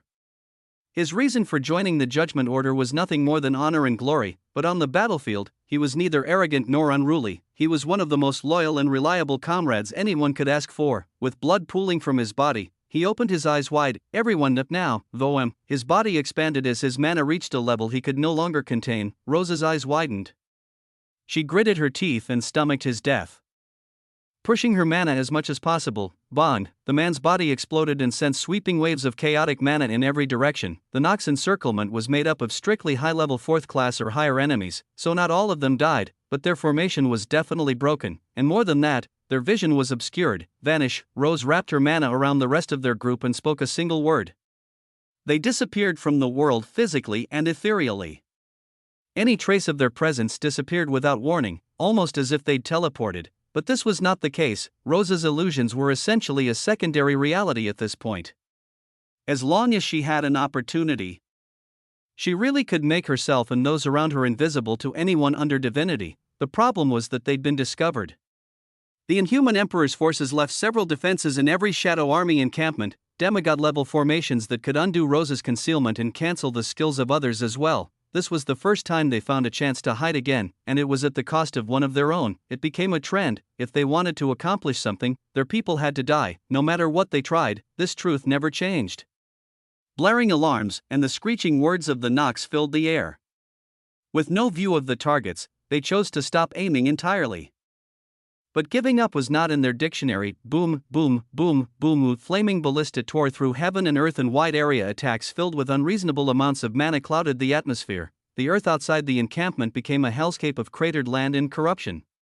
Nobody could survive such a bombardment for long. Luckily, Rose was not alone in this battle. The 8 remaining members of her squad put their abilities to use, enhancing each other and supporting their movements. They created defenses and ran with their lives on the line, hoping nothing would touch them. Boom, another ballista fell dangerously close to the group. Left. Rose cried out. Boom, boom. 3 consecutive shots slammed into the ground on their right and exploded into a ball of flames that almost consumed them. Rose was forced to adapt her illusion to incorporate those flames while making them harmless. She had to be absolutely certain she didn't change the picture the outside world saw unless she wanted to reveal their positions. Run. Now, without warning, she jumped forward and dashed with all her power. The squad followed her, but not everyone could make it in time. Boom! An arrow the length of a city obliterated the ground as it landed only a few kilometers behind the group. Whosh! Its shockwaves spread with the ferocity of a charging tiger, chasing the group no matter where they went. Leader. Tell my S. Boom! The woman at the back of the group stopped and summoned her mana to create a solid wall behind her while yelling as if she understood what was coming. But the time she had was too little. The shockwave collided with her mana wall and blew it to pieces before hitting her and turning her body into a cloud of blood mist. Her name was Marina. She joined this fight for the simple reason of creating a safe place for her loved ones to live peacefully. Now, her wish could only be carried on by her comrades. Unfortunately, she would never see those people again. However, her sacrifice lessened the shockwave's force enough for the rest to block it with their power and keep going. Marina left no trace of her existence on the battlefield, even though it made her want to vomit from disgust and the feeling of betrayal. Rose had no choice but to erase Marina's remains from the world to avoid giving away their location. Dog tags were something Elena suggested. The only thing Rose could do was collect Marina's and deliver it to her family. 2 more people died in one siege. But once the gigantic ballista showed its inability to reveal the group, the pursuit became less aggressive. They were able to escape eventually, yet only after losing another member, a man named Henry who idolized Surin and Damien. Rose and the remaining 6 members of the group entered a hidden cave behind a mossy wall that helped it blend into the cliffside and rushed to the back wall. Rose placed her hand on it and pushed her mana in a certain pattern, the Eye of Horus with a sword through the middle, the emblem of the Judgment Order. Inscribed in the sword was a code that would change at random intervals in order to confirm the identities of those attempting entry. Once the symbol was drawn, the cave wall turned illusory and the group rushed in, the door closing behind them. The 6 squad members immediately collapsed to the ground, breathing heavily. Meanwhile, Rose glanced around the safe house. It had been 6 weeks so far, but they still had several thousand kilometers to cover before they could escape this area. I can only hope, she thought as she glanced at her squad members with sorrow. The other 9 squads should have been on their way to this location. It was disconcerting for them to be the first to arrive. Rose tried to quell her dark thoughts, but it was impossible to not consider the possibility that they were some of the last ones remaining. Chapter 1149 Darkness 6. While the disturbance in the giant domain wasn't forgotten, it faded from the forefront of people's minds after a few weeks of silence. The defensive line was definitely pierced, but with no signs of Nox in the universe at all, how could they continue prioritizing the matter above all else? After all, fighting an invisible enemy wasn't something one could just do. The sheer amount of manpower and security needed to completely turn the giant domain upside down was too heavy of a cost. In the current situation, investigative squads were the most Heaven's Army could provide. Lucille's mind was fogged with problems. As the head of the logistics division, he was the main one choosing how the universe responded to threats. Personally, he wanted to put everything into the giant domain regardless of the cost. He knew for a fact something terrible would happen if it was left alone, but he didn't have absolute executive power. Those around him were more pragmatic and focused on the problems as they came, such as the mobilization of Nox forces on the boundary of Soul World. Previously, the Nox only sent cannon fodder that was uncovered as such far too late. This time, on the other hand, the troops they sent were fully equipped for war. Commander Hua took lead of the military and fought against them with the large army that gradually formed in this area. Through these battles, he was able to learn the identities of these Nox.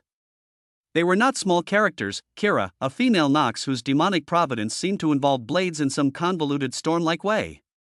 She sat opposite Commander Hua. However, her strength was not divine. She was a supreme who also participated in the battle personally with power far surpassing those at her level. Under her guidance, the Nox formed an army structured similarly to its universal counterpart. Blood-drenched wilderness and its periphery territories became a stage for an organized war between nations.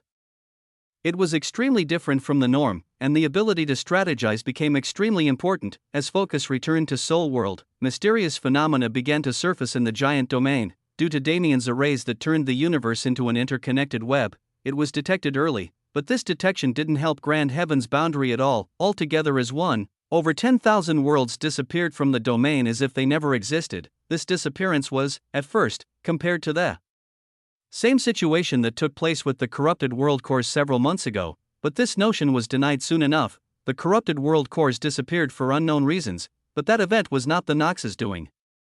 After all, everyone strong enough had sensed the terrifying calamity that would have struck the universe if those cores weren't teleported away in time. This event had to be the Nox's fault. Lucille was convinced beyond measure. They left the domain alone after breaching its entrance so long ago because they were preparing something like this. Yet, months of investigation led to nothing but disappointment. Just how were they doing it? No traces, no mana, not even a hint of differentiation in the giant domain in the times before and after the invasion. With such inconclusive reports, it was impossible to justify focusing on the event for more than research purposes. The teams sent to investigate were largely made up of scholars without combat power, as it was ruled something the army's involvement wasn't necessary for. Lucille was very unhappy with this decision, of course, but he had nobody to call for help. Those who would be willing were too important to the current effort to do anything, and the other option, the Judgment Order, had been unreachable for almost a year at this point. Their lives were uncertain, and though he personally believed they were alive, he had no way to contact them for help or to help. He felt like a puppet. He did hold immense authority, and his authority could bypass the decisions of the Council in most cases. But severe changes in the allocation of troops could not be done with just him alone. Those people, not all of them were power-hungry or greedy. Some of them just prioritized the whole without caring about the parts. To them, even if the giant domain was destroyed, it didn't matter as long as the rest of the universe was secure. There were naturally those who were evil and those who were righteous, but the majority held the aforementioned opinion. They wanted to cut their losses and amplify their gains. But was that a sustainable strategy? Lucille definitely didn't think so, nor did those in his righteous faction. However, this was a universal war, the opinion that won was always the majority. And when it came to justice, not those who believed in it would never be the majority in this cruel world. Almost a day passed already. Rose was almost unable to keep her cool. This rendezvous time and location had been decided at the very beginning of their operation, before they'd been discovered, but she didn't believe the rest wouldn't come here. She was certain they would at some point enter through the false cave wall. But she was losing certainty with time. Elena and Ruyue were steadily approaching. This much she could tell through the artifact Damien gave them. However, the rest were still completely dark, their actions hidden from her and her group. With the passing of a few hours, Elena and Ruyue appeared one after the other in the hidden cave. Their teams were also missing members, down to 7 and 8 respectively, and they were covered in injuries from head to toe. Take them to the recovery area immediately, Rose commanded. Her people moved without hesitation and helped their comrades into the recovery bay, where a formation with healing capabilities had been installed. Even severed limbs could be reattached with this formation, but excessive blood loss could still kill someone just as easily as if it didn't exist. Therefore, it was imperative to get the injured into the recovery bay as fast as possible so they wouldn't die before they were brought back to health. Rose personally helped Elena and Ruyue, but both declined to enter the recovery bay. Instead, she took them to a private room near the back of the hidden safe house, a room decorated like a bedroom. The three sat on the bed together, and Rose helped the two consume healing medicines to recuperate as she listened to their stories. Just like her, they'd been forced into an unending battle for several weeks as they fled.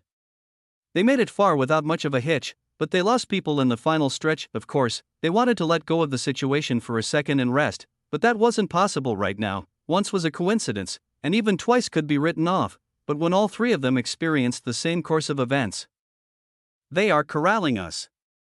If this continues, they'll find our location by the time the rest can arrive. Individually, they could hide their traces, but if just a sliver of information was found from each of their escapes, it could be put together into a picture that pointed straight at them. It was a conundrum. What was more important, their comrades or their safety? Logically speaking, the answer was safety, but if these geniuses were logical thinkers, they never would have reached their current heights. We live and die together. This is the oath we made. The Judgment Order was that kind of place, a place that detested disloyalty and was formed due to the disgusting actions of those selfish creatures who dared to call themselves denizens of this universe. How could the members of such a place even consider betraying their allies? Chapter 1150 Darkness 7, Day 364, Kill Count 85,000,000,000,000. Sura, the Adapting Demon, Kisma, the Dragon Dweller, Ishmael, the Wave Rider. It had almost been a year. In that year, the number of lesser Nox killed became so unreasonable that Damien stopped bothering with it and just approximated. His words of challenge spread through the abyss in the time after it happened, and many higher Nox also began challenging him. Those three were the ones that stood out. The count of slaughtered higher Nox was around 10,000 at this point, which wasn't much, but was still considerable, especially when only 3 of them really stood out. These 3 were unfamiliar to Damien, but it wasn't the same for Grand Heaven's boundary. These few were a portion of the Nox geniuses who made their names famous by usurping positions on the dimensional leaderboard as outsiders, but it was too late for something like a spot on the dimensional leaderboard to still be considered a worthy position. The difference was just a few moves, a few seconds. If most of the higher Nox that challenged Damien died in under 5 moves, these 3 were able to last 20, which was why Damien still remembered their names and titles. Other than that, everything else became a blur. It was hard to imagine that a year had passed. Day 364 didn't feel any different from day 1. The only difference was Damien's mentality. After getting used to this place, thoughts of loneliness or doubt were erased from his mind. He became a true machine made for the exclusive purpose of slaughtering Nox. In the process, his rank increased tremendously as well. In 1 year, Damien managed to reach the 5th revolution. The reasoning was simple. Not only was he doing something unreasonable himself by guarding no return pass alone and successfully, but his people were also making huge achievements. The creation of the Judgment Order was in large part because of his influence, so whenever their name spread, his did as well. This was a sort of passive legend building, but it didn't have nearly as much of an effect as his own actions. It was just the cherry on top. But it was fun to see. He got to see a glimpse of what they were up to, and he was assured of their safety, which allowed him to act without worry. However, he still hadn't met them yet. He never entered the sanctuary himself, and the girls didn't do it either. However, Tian Yang and a few others used it religiously as a hiding place and more. Thebel's army, the self-proclaimed Void Army whose name Damien refused to acknowledge, was being put to use as much as they could without garnering suspicion. Tian Yang, Tanglingzi, and the rest were guarding the mountain range of insanity bordering the beast domain. Under their leadership and the large personal force they possessed, they were able to absolutely secure this area. Thebel's army was naturally that very personal force, and whenever they moved, they didn't hesitate to spread their allegiance. Damien Void, despite being confined in hell, his influence refused to leave the universe. Damien was a bit concerned about what immortal blood Azura would do, but he threw those worries away. The traitorous demigod was too busy being a traitorous bitch to target his people. He had to move extremely carefully now. That war had broken out in totality. If his contact with the other side was even assumed because of his actions, he'd be done for. That was one of the reasons why the Judgment Order was able to function without hindrance. And it was the same for the Sanctuarians. Damien flicked his finger, casually erasing millions of lesser Nox from existence with a wave of void mana as his head tilted curiously. The sanctuary was suddenly home to 4,000 new world cores that were slowly rebuilding their surfaces. What happened to you guys? He asked inwardly, directing his words at the world core fusion reactor. The voice that responded was Riva's as master. These children are terrified. I will explain. Oh. You've become quite different in the time since we met, haven't you? This is only natural. I am bathed in world force and universal law every day. I am slowly regaining my mother's identity, I see. Anyway, continue with what you were saying. Yes, master. I will directly transmit the necessary memories. Riva had been quiet since Damien bound her, but it seemed she was just reconnecting to her identity as a universe fragment. After all, when they first met, she was so broken she could hardly express her intentions, merely wandering through existence. Now, she was starting to show traits similar to a world core. In a sense, she could be considered an older sibling of world cores as a whole. She became the main consciousness of the world core fusion reactor on her own and managed their processes for Damien, most of the time not bothering him at all. He was unaware of her interference for a while. But since she was only doing good things for him, he left her be and didn't force her to explain herself. His actions were definitely right, since it was only recently that Riva reached a point where she could express herself. Nevertheless, the memories in question entered Damien's mind in waves, allowing him to process them. For the most part, they all showed similar scenes. With no prior warning, every being in the world died. At the same time, in the same way, with no interaction whatsoever, they all just fell lifeless to the ground. In the next scene, darkness prevailed. A massive environment was vaguely present in the distance below the scene, but it couldn't be made out yet. There were 10,000 worlds here, all devoid of life. A being appeared in their midst. He was cloaked in darkness, with only a pair of eerily soulless eyes peering through the veil. He raised his hand once, and, rumble, the worlds deconstructed. Every level of their physical existence was torn away until their surfaces were just rubble in the void, which was soon consumed by that very entity. The 10,000 rogue world cores were in survival mode. They searched for any opportunity to guarantee their survival, but there was no such thing. One by one, they were corrupted by the great power of a demigod and sent to an unknown location. Except for these 4,000, they who chose to shelter themselves under Damien's umbrella early were the only ones able to escape this situation. They teleported to the sanctuary automatically through its mechanisms, and that was the end of it. Damien wasn't able to see what happened to the majority that couldn't escape. That must be the Soul Emperor, Damien said casually. He'd seen the Satan and human emperors with his own eyes, while he learned the karmic emperor's appearance through the memories he'd devoured from the thousands of higher Nox that came looking for him. That only left one option, the most elusive Nox Emperor. He who never showed his form, the Soul Emperor. It's a shame they targeted the giants. Damien likes giants a lot. They were honest and righteous without fail. It was a racial trait that couldn't be any other way. In another sense, they were the most secure race in the universe. Their mere existence gave denizens a sense of surety about their safety, which obviously wasn't something the Nox could allow, so they targeted the giants first, with a plan of total eradication. If I was the enemy, I would have also made this choice. The only surprise is that it wasn't discovered by Heaven's army before it happened. Now, there was a simple question that needed answering. What was the Soul Emperor planning to do with those newly corrupted world cores?